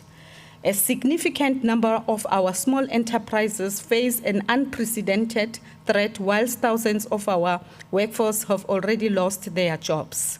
Informal economy workers are particularly vulnerable because the majority lack financial support structures needed to sustain their businesses. To counter all these adversities, we must act, and we must act now. We warmly welcome the announcement by President Ramaphosa that a new redesigned loan guarantee scheme is being introduced to enable small businesses to bounce back from the pandemic and civil unrest. This new bounce back scheme incorporates the lessons from the previous loan guarantee scheme. It will involve development finance institutions and non-bank SME providers in offering finance, whilst expanding the types of credit available and adjust eligibility criteria to encourage greater uptake. The Office of the Premier, working with municipalities, will hold workshops using various media platforms to create awareness of such opportunities. Despite current limitation caused by fiscal constraints, our government has done exceptionally better in reprioritizing our resources to accommodate the poor and the vulnerable, yet we know that it is not enough. Now is the time for solidarity amongst various stakeholders in our province. We cannot afford to pull in different directions. Government, labor, business, and civil society must hold hands and find common grounds to rebuild our societies. We must unite and renew our commitment to being a caring society that advances and defends our constitutional democracy. Madam Speaker and honorable members, our march to the promised land did not end in 1994. It was only the beginning of a long walk to building a future based on the principles of freedom, democracy, and respect for human rights. As the first president of the democratic South Africa, our icon Utata Nelson Mandela once observed, and I quote, "After climbing a great hill, one only finds that there are many more hills to climb," close quote. We have also been told that we may have to live with the current virus for a much longer period. It therefore means that our health system needs to be strengthened and be robust. Our economy needs to be resilient, and our social support structures need to withstand the test of any potential disruption. Madam Speaker and honorable members, there is no doubt that whilst much has been achieved in terms of access to electricity, housing, water, social security, and infrastructure for our marginalized communities, more still needs to be done to change the lives of our people for the better. Today, we have appeared before this august House under very difficult conditions to account for the implementation of the social contract that the ANC-led government has entered into with the people of the province in 2019. As if the effects of COVID-19 were not bringing hardship enough, we have had to bear with destruction to our infrastructure and our properties caused by storm and heavy rains. Whilst the pandemic has been a setback, it has also given us an opportunity to assess and review how we do things as government. It has fast-tracked our journey to the fourth industrial revolution, forcing us to adapt innovative ways of governance. We are embracing advanced technologies that will speed up service delivery to our people. As the ANC-led government, we are quite mindful that as part of restoring the confidence and dignity of our people, meaningful participation in the mainstream economy should remain our top priority. We have to ensure that our economy is inclusive, creates large numbers of jobs and absorb cooperatives, informal and small businesses in great numbers. These are steps that will propel growth to higher levels. However, we cannot do this alone. We need a strong commitment, private sector partnership that goes beyond corporate social responsibility. Our immediate focus is on our medium-term strategic framework. Therefore, our resources will be directed towards implementing our strategic plans. What this means is that we have to build on the promises we made in our manifesto and find more innovative ways of delivering on them. We simply cannot continue on the same trajectory like before the pandemic. Madam Speaker and honorable members, we will be the first to admit that unemployment, in particular youth unemployment in this province, has reached unacceptable high proportions. This is a global phenomenon which in our case has been exacerbated by other issues, which includes, amongst others, the mismatch of available skills to those needed by the industries in the province, low levels of technical skills among the majority of our young people, low levels of foreign direct investments, as well as domestic investments, inadequate supply of reliable energy due to challenges faced by ESCOM, and COVID-19 pandemic and the recent floods that destroyed our already fragile infrastructure. Madam Speaker, Mpumalanga contributed almost 400 billion rand, or approximately 7.5% to the GDP of South Africa in 2019, before COVID-19. Mpumalanga's contribution was the fifth largest of the provinces. Our economy in 2021 grew by approximately 4.6% from a contraction of 7% in 2020. A growth rate of just around 2% is expected for 2022.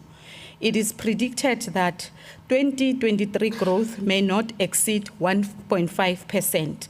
Risk factors to the downside include load shedding, rising inflation, as well as COVID-19 related factors.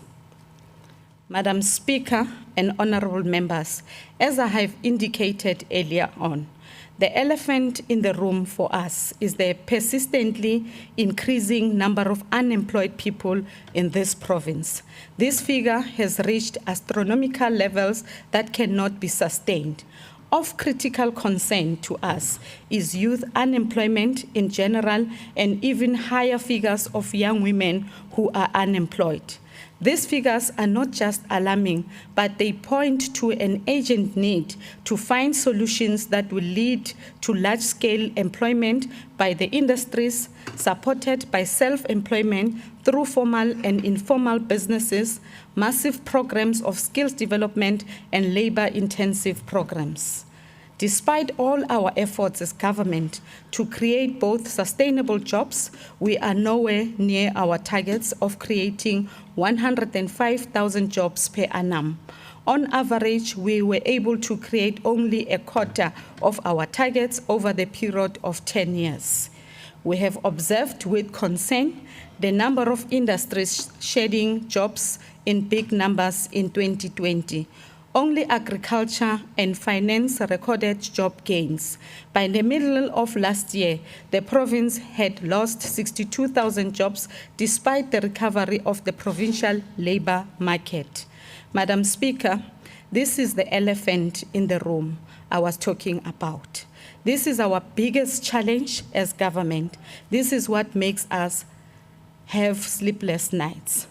I thought I should share these figures with you so that all of us working together can understand the agency required to address this calamity, but also appreciate gravity we are facing as a nation.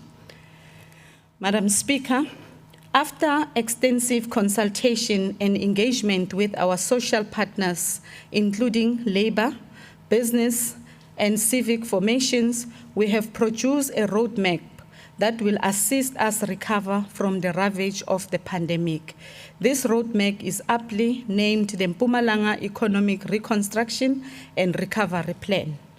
The Mpumalanga Economic Reconstruction and Recovery Plan is underpinned by 5 important principles. Firstly, the strategic objective of the Mpumalanga Economic Reconstruction Recovery Plan is not only to mitigate the negative impact of the COVID-19 pandemic on the economy and livelihood, but also to place the provincial economy on a growth trajectory that creates more job opportunities for the people of Mpumalanga.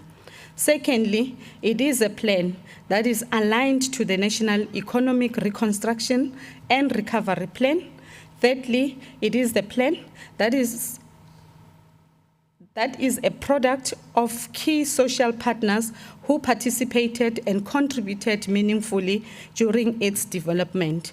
Fourthly, it is a plan that assumes a project-based implementation approach, focusing on game-changer projects and targeted programs. And lastly, it is a plan that will be implemented through the District Development Model Platform. Guided by these principles and clear, vigorous project identification processes, game-changer projects were identified under each priority area. These catalytic projects will go a long way towards placing the provincial economy on a growth trajectory and create more job opportunities for the people of Mpumalanga. Madam Speaker and honorable members, allow me to highlight the priority areas that form the bedrock of the Mpumalanga Economic Reconstruction and Recovery Plan. Priority areas that are guided by the principles that I have just mentioned in the latter statement. The first priority area that the MERRP relates to infrastructure investment and delivery. This is the priority guided by the Mpumalanga Infrastructure Master Plan and the Provincial Spatial Development Framework. Both these plans are informed by the integrated development plans of local and district municipalities and the province. As social partners, we aim to, amongst others, fast-track the construction, maintenance, and rehabilitation of strategic basic infrastructure, social infrastructure, and economic infrastructure on the entire province across all spheres of government. In essence, we intend to pay more attention on road infrastructure network that enhance opportunities for our people in the villages, township and rural areas, unlock industrialization, agro-processing, agricultural value chains, as well as enhancing the tourism potential in the province, including the promotion of integrated and sustainable human settlements for our communities. In practical terms, this means that our gravel roads will be bladed and graded, making them more accessible and user-friendly. We will upgrade gravel roads to surfaced roads. Our surface roads will be resealed to deal with the challenge of potholes. More gravel roads will be upgraded to surface roads. Working with local government, we will fast-track the paving of community roads in our municipalities, and in collaboration with our social partners and MTPA, we will construct, perform routine and major maintenance of key tourism roads and corridors throughout the province. In line with the project implementation approach, together with our social partners, we have identified the following game changer projects that will contribute meaningfully towards inclusive growth and job creation. One refers to the rehabilitation of the coal haulage network around Gertsibande and Kangala district, which covers a total of 14% of the provincial roads that transport coal mainly to Eskom power stations. Therefore, it is extremely important to safeguard sustainable energy provision through rehabilitation and maintenance of the coal haulage road network. As part of the DDM approach, Mpumalanga has benefited from the upgrading of the Moloto Road, R573. This is a major route linking the northwestern part of Mpumalanga to the province of Gauteng and northeastern Mpumalanga to Limpopo. It has the potential to unlock and enhance agriculture and tourism in the region, including mining linkages between Mpumalanga, Limpopo, Maputo Port in Mozambique, and Richards Bay Port in KwaZulu-Natal. We welcome the decision by SANRAL to invest 9 billion rand in the road infrastructure in our province. These projects will include the upgrading of the N2 between Emelo in Mpumalanga and KwaZulu-Natal, as well as the R40 between Hazyview and Bushbuckridge. Both these projects will create employment opportunities and will benefit enterprises owned by young people, women, and people with disabilities. Madam Speaker and honorable members, our road infrastructure is aging much faster than we had anticipated. Part of this is caused by truck overloads, increased volumes of transport, and above all, the effects of climate change. Recent heavy rains throughout the province have created multiple potholes. To try and address this problem, we have deployed our roads maintenance teams and routine road maintenance contractors. The people of Mpumalanga have complained about poor workmanship on our road network system. As a caring government, we have heard you. Sinivile bantu bakithi.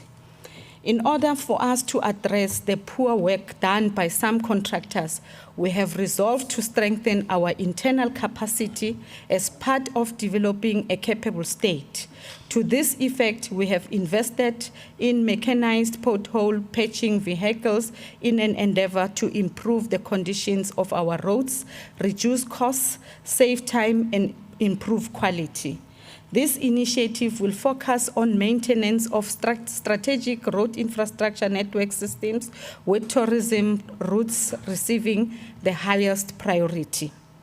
The initiative will create more than 45,046 EPWP jobs and provide local small, medium, and micro-sized enterprises an opportunity to participate in mainstream economy during the next financial year. Madam Speaker, as you will recall, we committed the construction of tertiary hospital in Emalahleni. We shall name the hospital the Lina Malachi Tertiary Hospital in honor of the legacy of the late executive.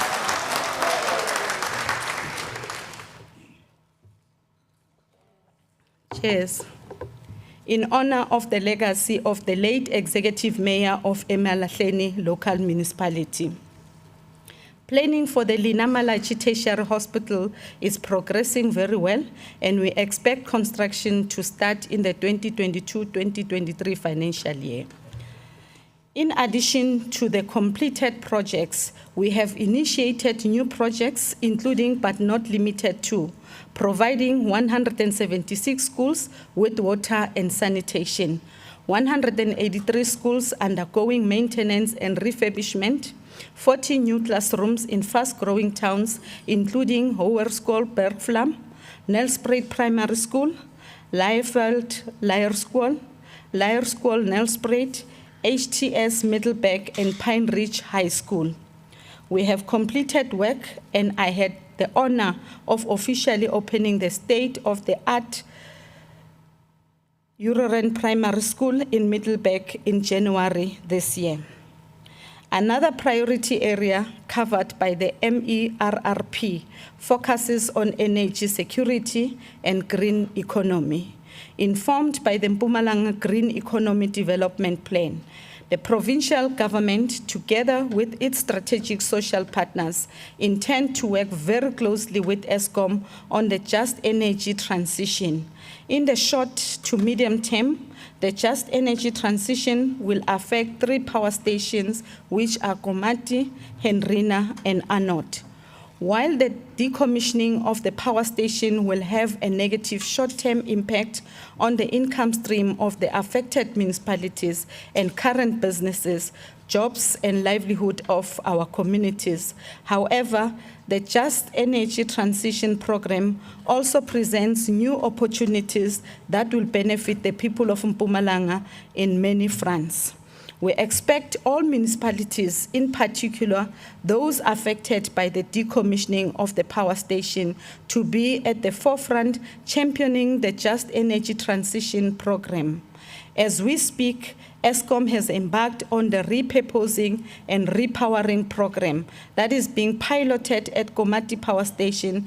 This program will create new opportunities that will drive, amongst others, broad-based Black economic empowerment and the Black Industrialists program, particularly in the area of battery storage manufacturing, reskilling of the current workforce, social upliftment, industrialization, and numerous manufacturing opportunities in the renewable energy space.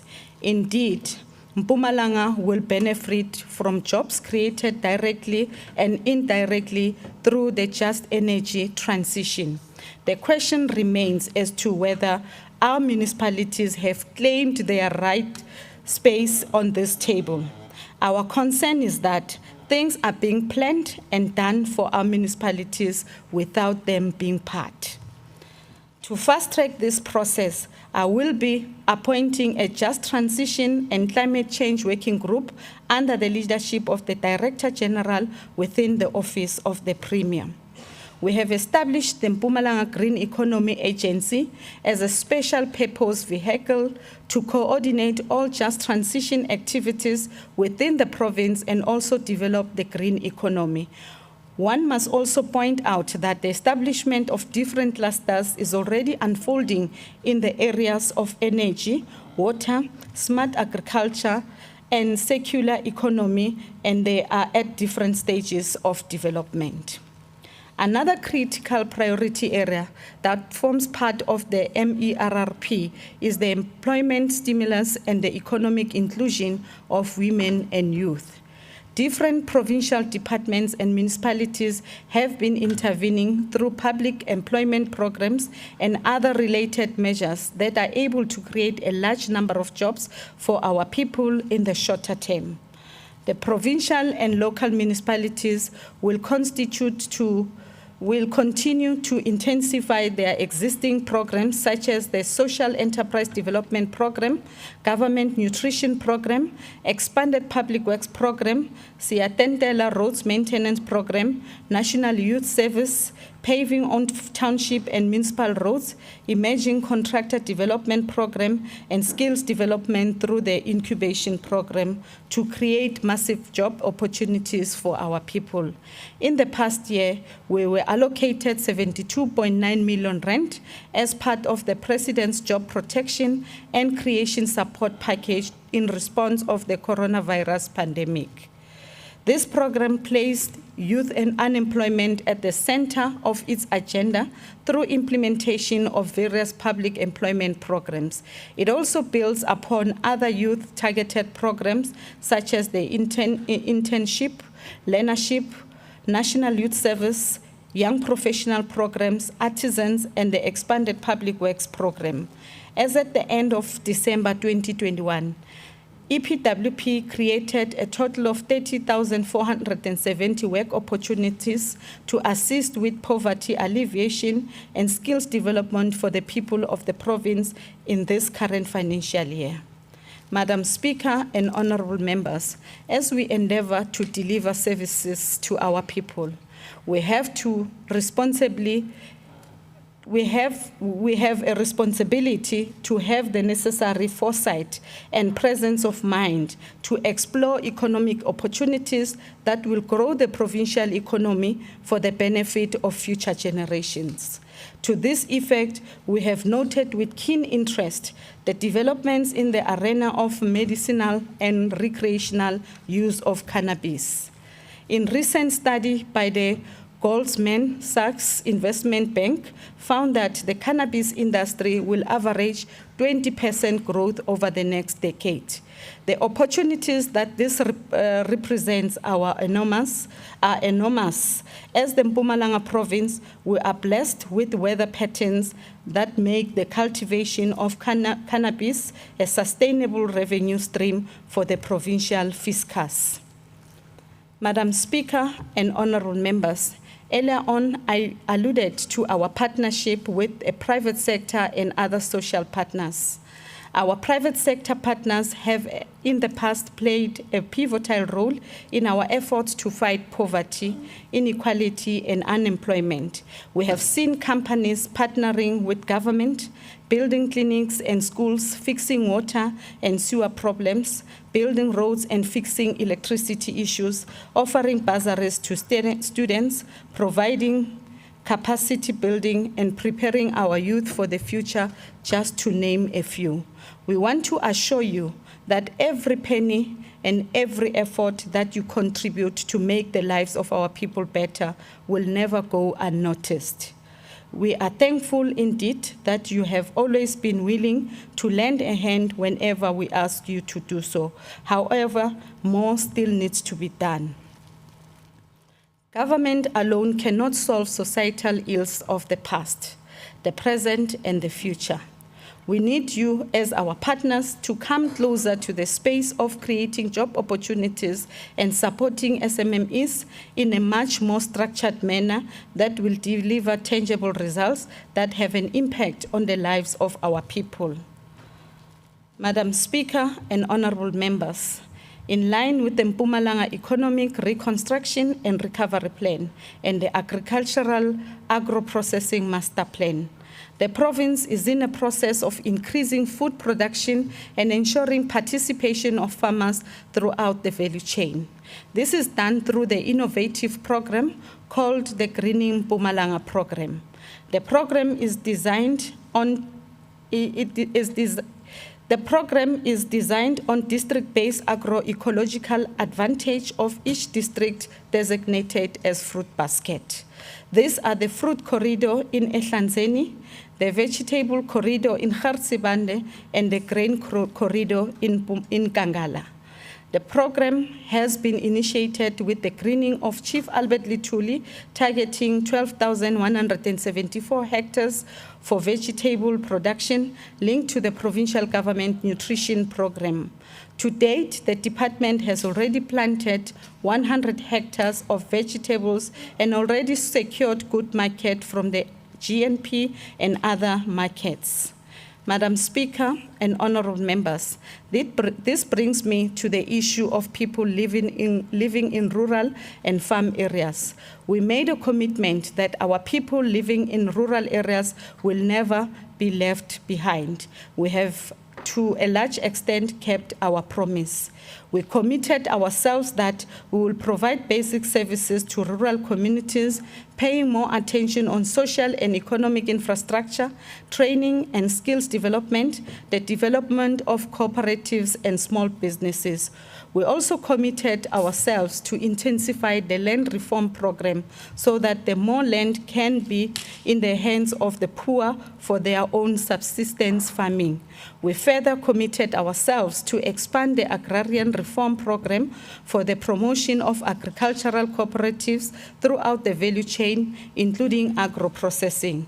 Madam Speaker and honorable members, I am happy to report that we successfully completed compulsory training program and capacity building measures that serve as entry-level training for aspirant farmers And to date, 4,550 farmers have received skills development and 500 farmers have received AgriSeta accredited skills development programs. This program targets mainly the young farmers and women.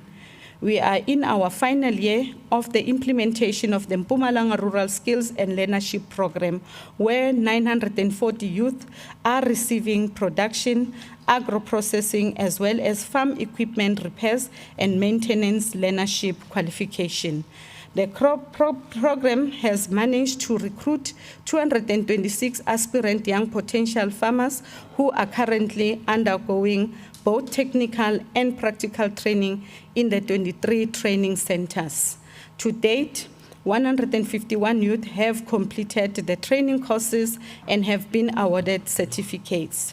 We are now facilitating a process of placing these young aspirant farmers on their own farms to become farmers in their own right. Farms are acquired from the stakeholders such as state, local municipalities, traditional leadership, and the private sector. Madam Speaker and honorable members, a total of 44 applications were finally approved for funding the Mpumalanga Youth Development Fund, and in line with the disbursement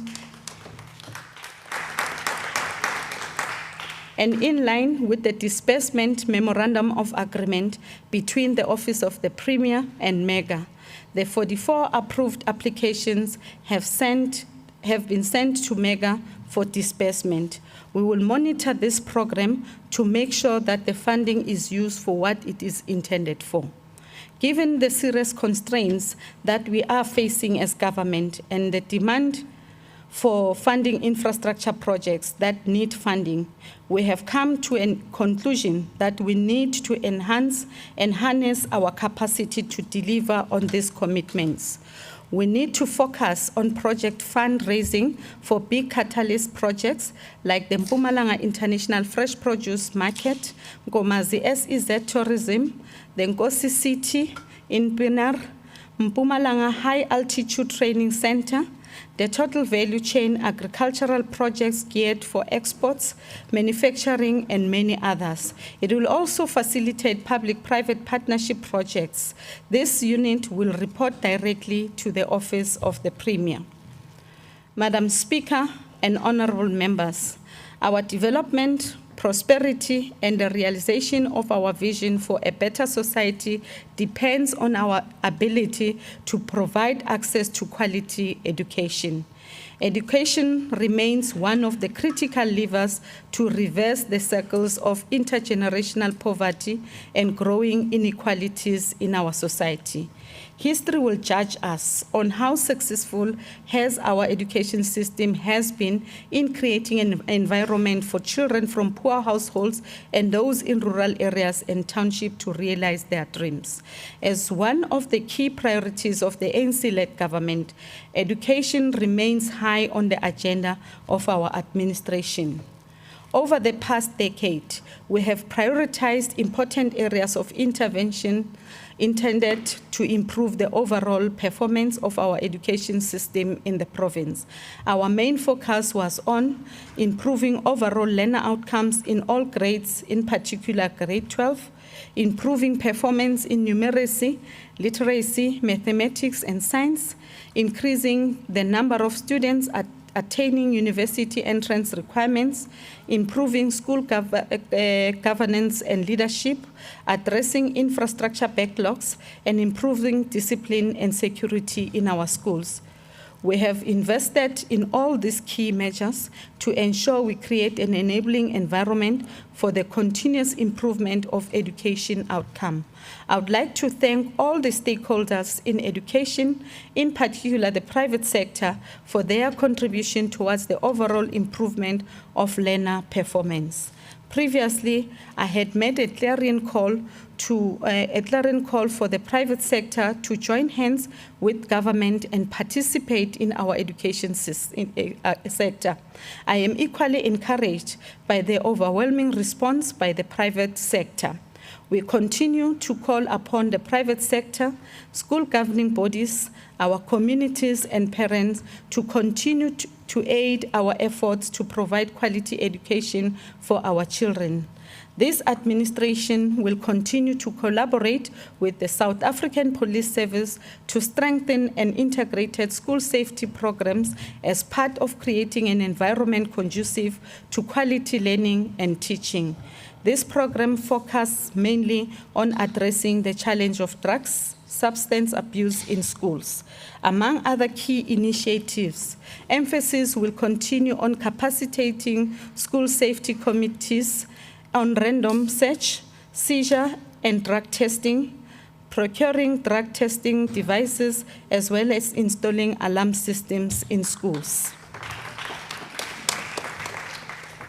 As we implement all these interventions to improve the overall performance of our education system, we would like to enjoin all key stakeholders in education to join hands with government and play an important role in the education of our children.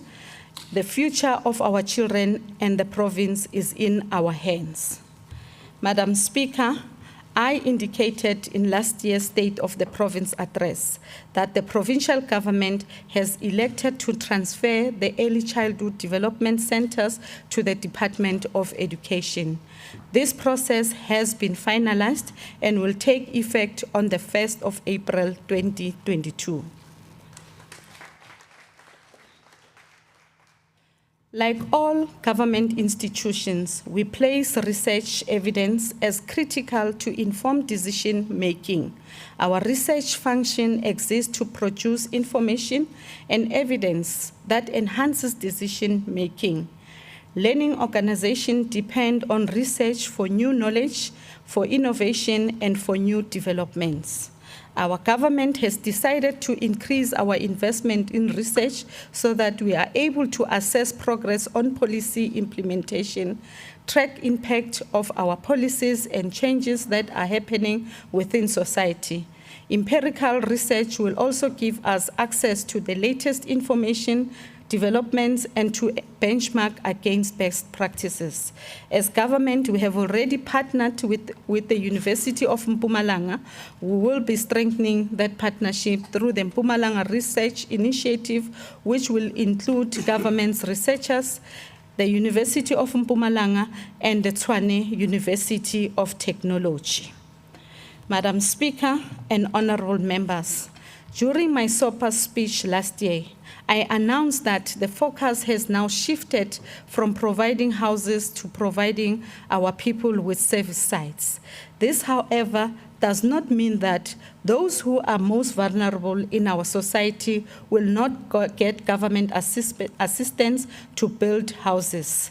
This shift was informed by rapid improvements of RDP houses from their original plans to well-built big houses. It becomes clear to us that the biggest demand was serviced sites more than the houses. Our people had a desire to build houses of their own choice.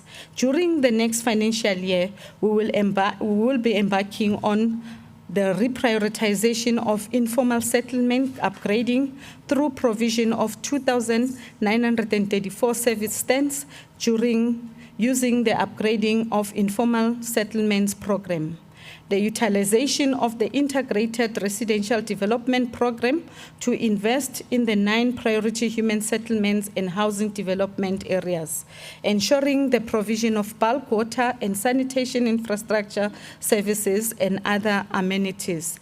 This includes construction of 7 child care facilities and a community hall, ensuring security of tenure through the issuing of 3,078 title deeds, delivering a total of 2,453 housing units through the various programs, including the following amongst others: Rural Housing Program, Military Veterans Housing Program, Finance-Linked Individual Subsidy, and Individual Subsidies. As part of revitalization of mining towns in the province, the following housing targets will be achieved. Emalahleni, 217 housing opportunities are planned. In Stiftswete, 208 housing opportunities are planned, whilst in Thaba Chwewu, we've planned 40 housing opportunities. In addition, bulk infrastructure shall be provided by the municipalities. We will intensify our collaboration with the local sphere of government through the DDM in order to augment our ability to effectively monitor the delivery of services. We will also employ the DDM to align the provincial and municipal plans in order to accelerate the coordination and integration of provincial and municipal priorities.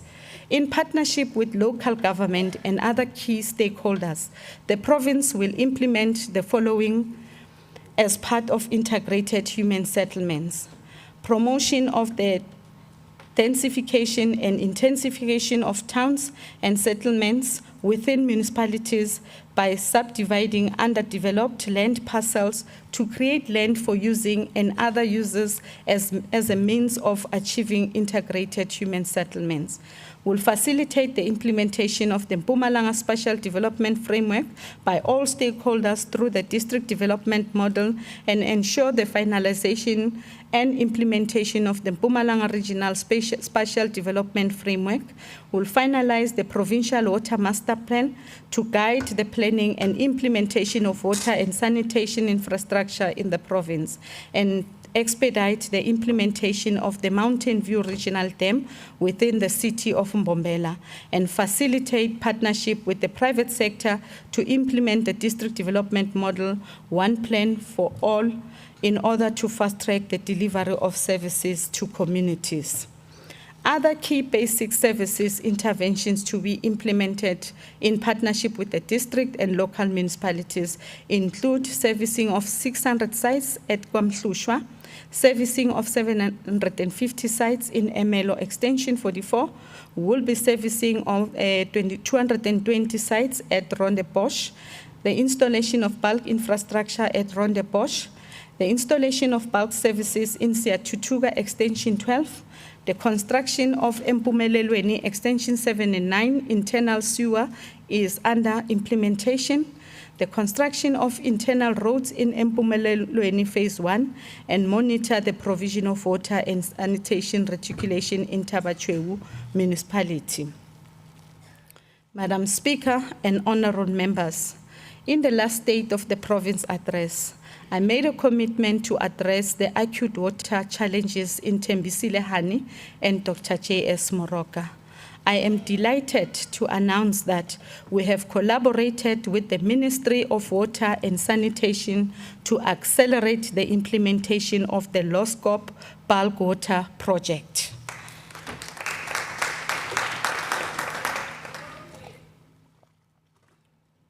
This project will entail the construction of obstruction works at Lawscope Dam, a 20 megaliter per day treatment module, a 40-kilometer bulk pipeline, 4 booster pump stations, and a storage reservoir.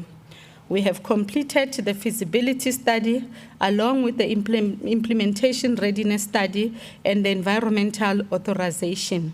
The total cost of the project is 1,049,962 rand.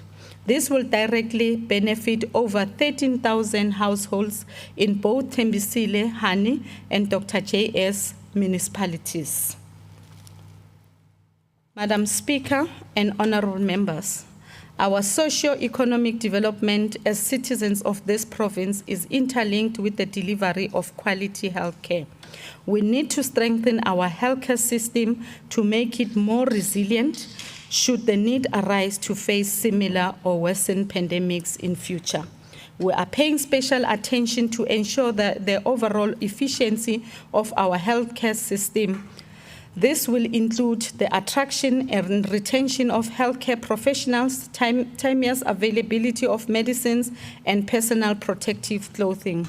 Madam Speaker and honorable members, for us to fight this battle and reduce HIV transmission, we must aggressively implement the 90-90-90 strategy.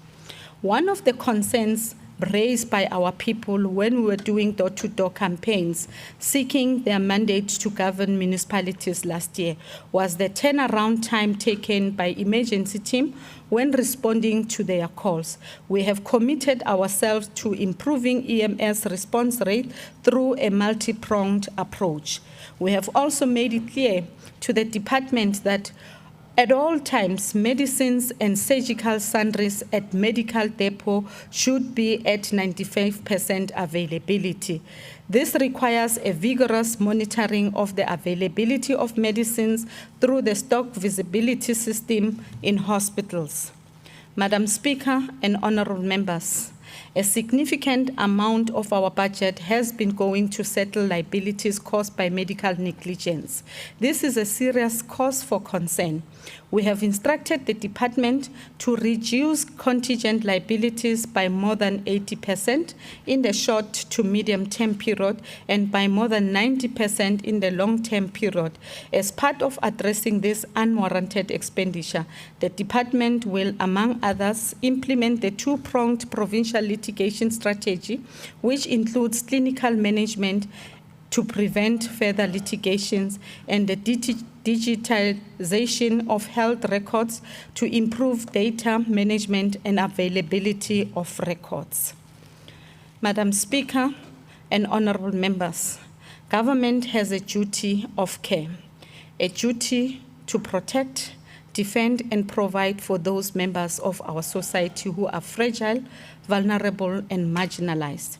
It is a duty that we as government cannot ignore, nor can we abdicate and absolve ourselves from it. For the past 27 years, we have carried this duty of care with an utmost of sincerity. We have prioritized social protection grants for deserving groups, homes for the homeless and essential healthcare guarantees. As part of consolidating and advancing this duty of care, fight hunger and poverty, protect and defend the dignity of our people and working with our local municipalities, we will, amongst others, make provision of family preservation and child protection services to 5,300 families, place at-risk children in alternative care centers, strengthen prevention and response interventions for substance abuse, and strengthen awareness campaigns conducted on gender-based violence and femicide. We will continue with the provision of sanitary dignity support to indigent girls through the implementation of sanitary towels program in quintile 1, 2, and 3, and farm schools and TVET colleges and public universities.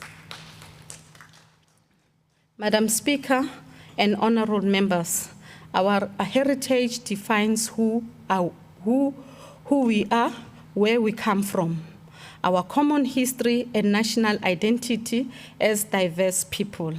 Notwithstanding the diversity of our culture and language, what brings us together is a sense of nationhood that continues to shape our common destiny, founded on inclusive heritage and shared democratic values. Our history and heritage is a foundation that defines a set of common values that characterize the future society that we want to become. It is a society founded on core principles of Ubuntu that says, I am because you are, and without you, I am not, and without me, you are not. Our diverse historical background and heritage makes us even richer, which motivated the late Archbishop Tutu to call us a rainbow nation. We are committed to building a caring society that is based on values of common patriotism and loyalty, in which cultural, linguistic, and religious diversity of the people should not be the cause of their differences, but the reasons for their unity. We must celebrate this diversity rather than scorn it. In the coming year, we will continue to implement programs that aim to deepen values of unity, empathy, and community cohesion. We are alive to the fact that we are amongst 5 provinces that do not have a television station, working with other stakeholders in the industry by providing opportunities to our youth in the film and television industry.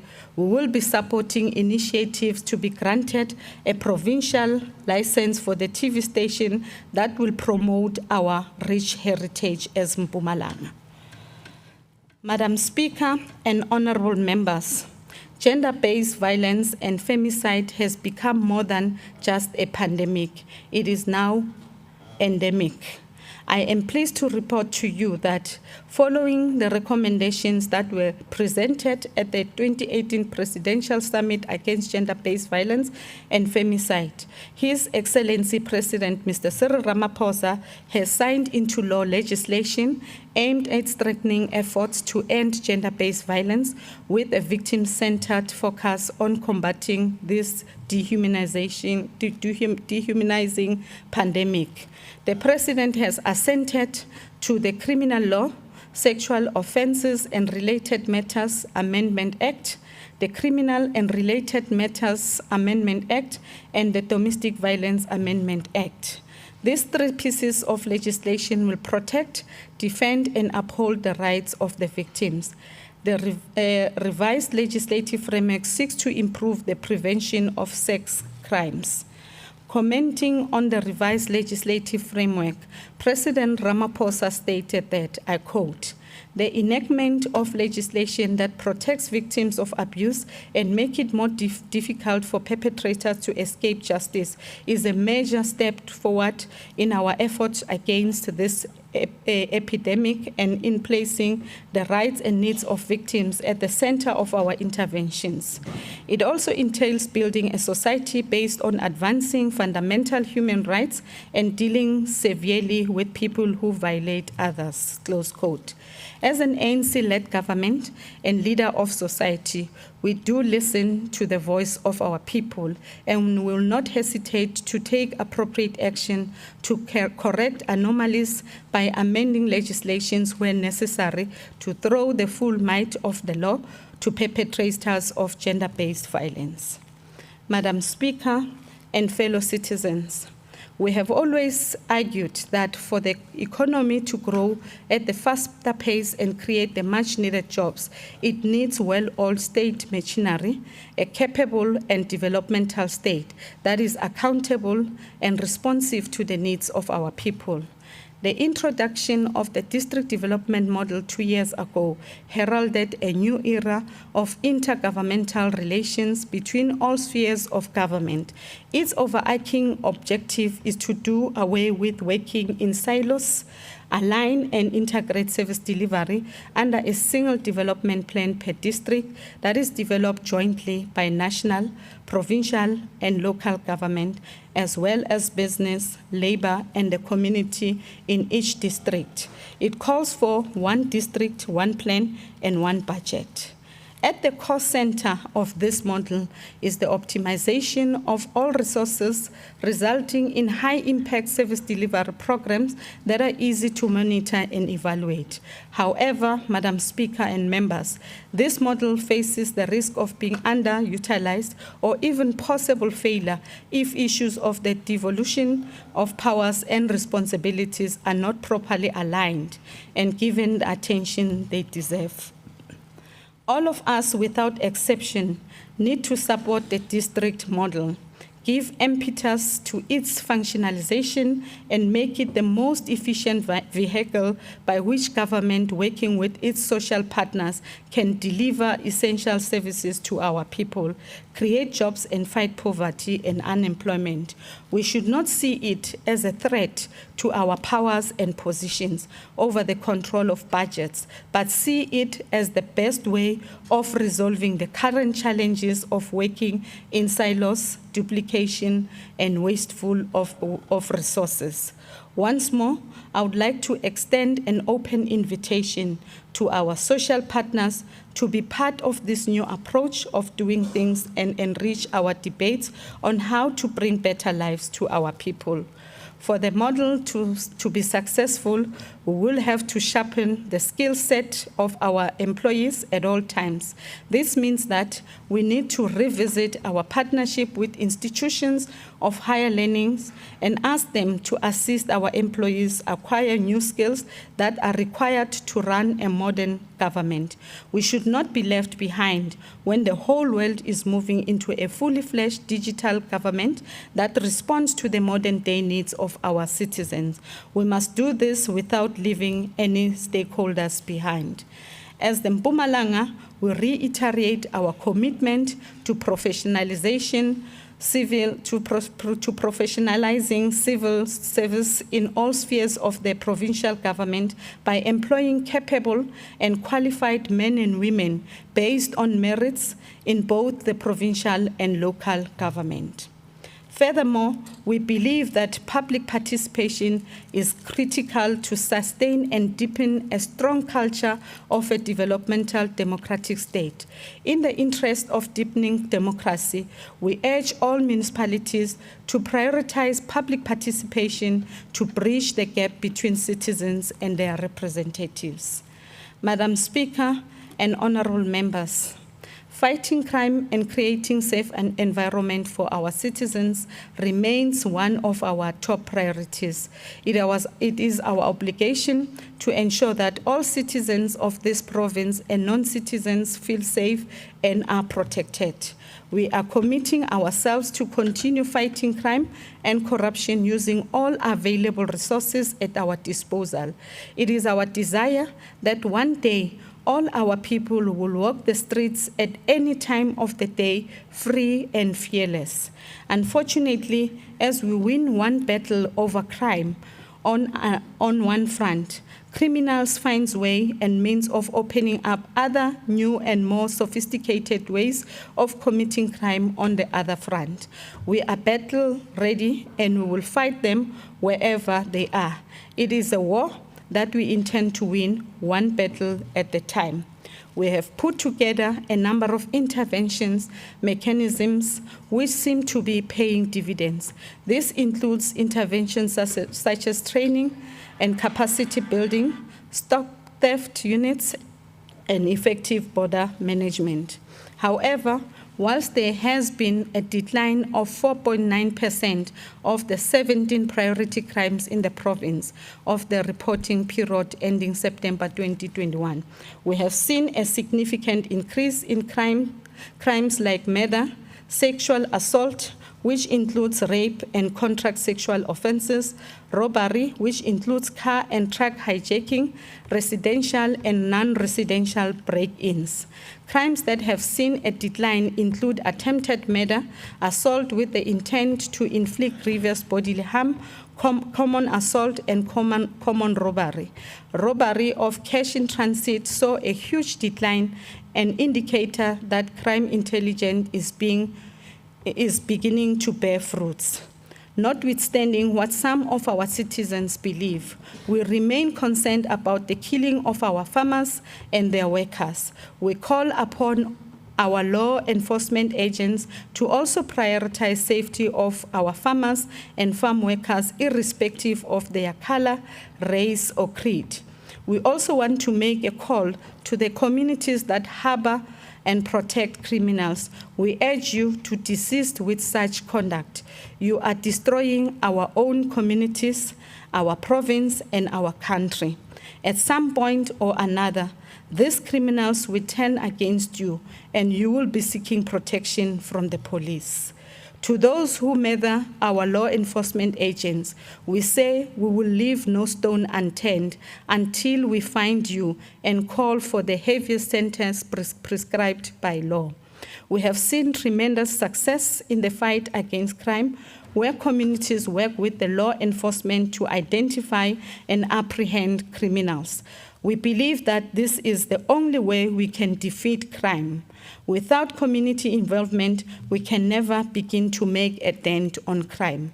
Madam Speaker and honorable members, I am also pleased to report that there was a remarkable decrease on road accidents during festive season. However, one death on road accidents is one death too many, and the recent increase in road accident is a cause for concern.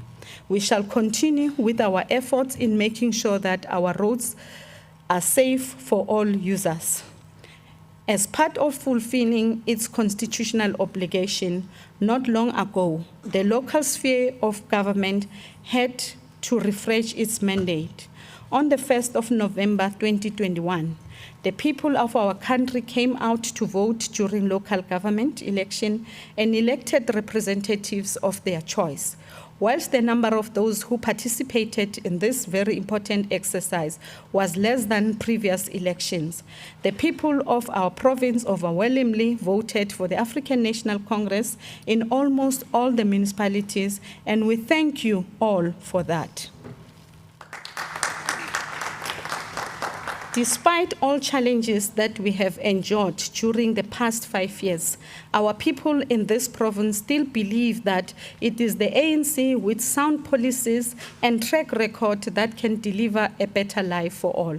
Let me therefore make a clarion call to all those elected councillors that we dare not fail our people. Our sincere gratitude goes to the Independent Electoral Commission, the South African Police Service, and other institutions for the good work that they have done in ensuring that we have free and fair elections.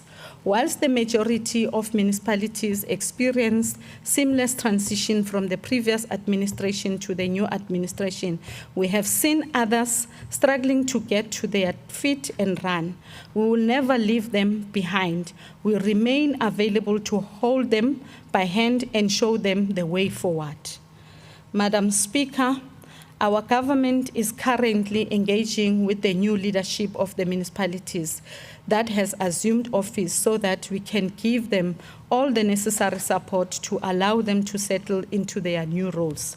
As part of bringing stability to municipalities, we will continue to work with them in implementing the legislative requirements of the local government turnaround strategy. We urge all municipalities to waste no time in filling all critical management positions as part of building and strengthening their administration. We are concerned by lack of public participation in some municipalities. We believe that this has led to some of our people losing confidence in their local government public representatives. A significant number of our municipalities continue to struggle to pay their creditors, especially the Eskom account. We will continue to work closely with Eskom by engaging the affected municipalities and monitor the honoring of reasonable repayment agreements. Another challenge experienced by our municipalities is the increase of cable theft and other electrical equipment such as transformers and illegal connections. These criminal activities are viewed in a dim light, and we will take decisive actions to curb it. The province continues to work closely with the institution of traditional leaders as we continue to cherish their role in pursuit of social cohesion and nation building. Our traditional leaders have continued to participate in all municipalities and also perform their duties as the custodian of our traditions and culture. The Ushering of Traditional and Cohesion Leadership Act that comes into effect from April 2021 requires, amongst others, that we sort out the historical land disputes associated with distorted jurisdictions, resolve succession disputes, and issues related to the recognition of traditional leaders, headmen and headwomen. This will culminate in the reconstitution of Traditional Council by 2023. We have also approved and established the Provincial Initiation Coordination Committee for the proper coordination of the important work of ensuring the safety of our young people during their rite to passage to adulthood.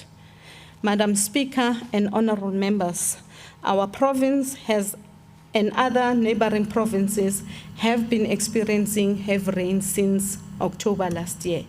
These heavy rains were reported in many regions of this province, causing extensive damage in some areas more than the others.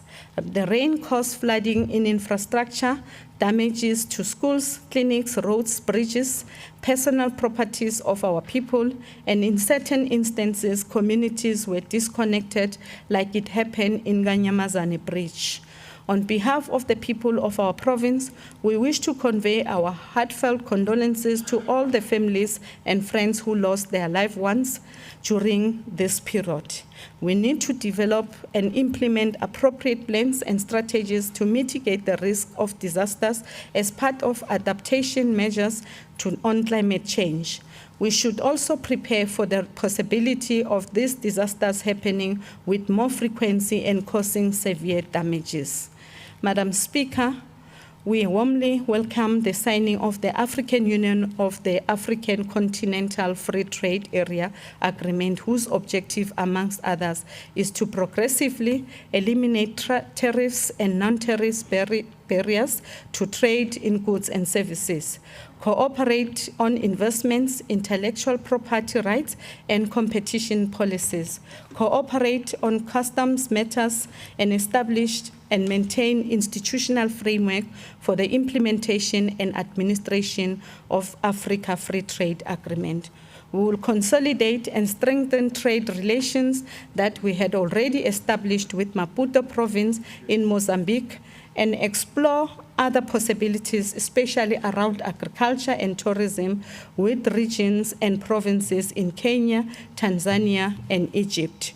We support the efforts of our national government in trying to promote dialogue in the Kingdom of Eswatini, our contribution as a global citizen in combating terrorism in Mozambique, and bringing peace around mother continent Africa.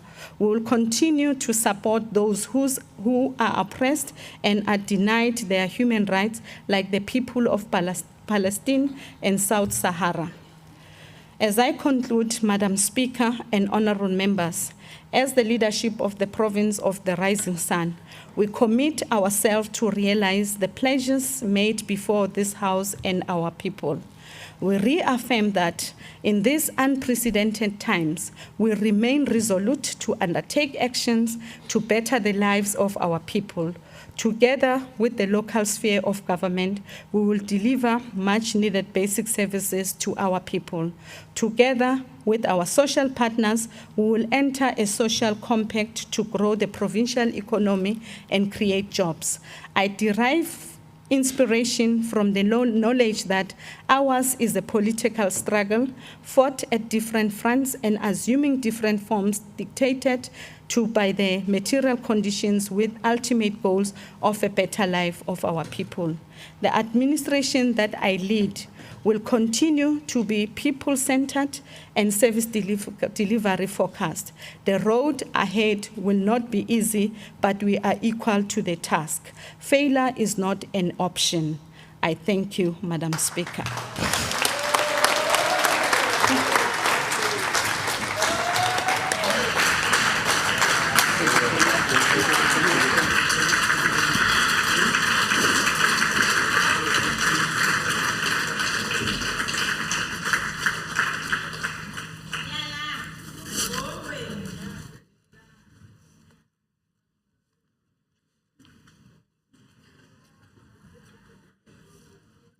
Thank you, Honorable Premier, for the well-delivered State of the Province address. The Honorable Premier and Honorable members, distinguished guests, ladies and gentlemen, you are invited to a luncheon at the Marquee next to exit gate of the Riverside Government Complex. Honorable members and distinguished guests are requested to remain at their places until the procession has left the chamber. That concludes the business for the day. The House is adjourned until Tuesday, the 1st of March 2022, at 2:15 in this very same chamber.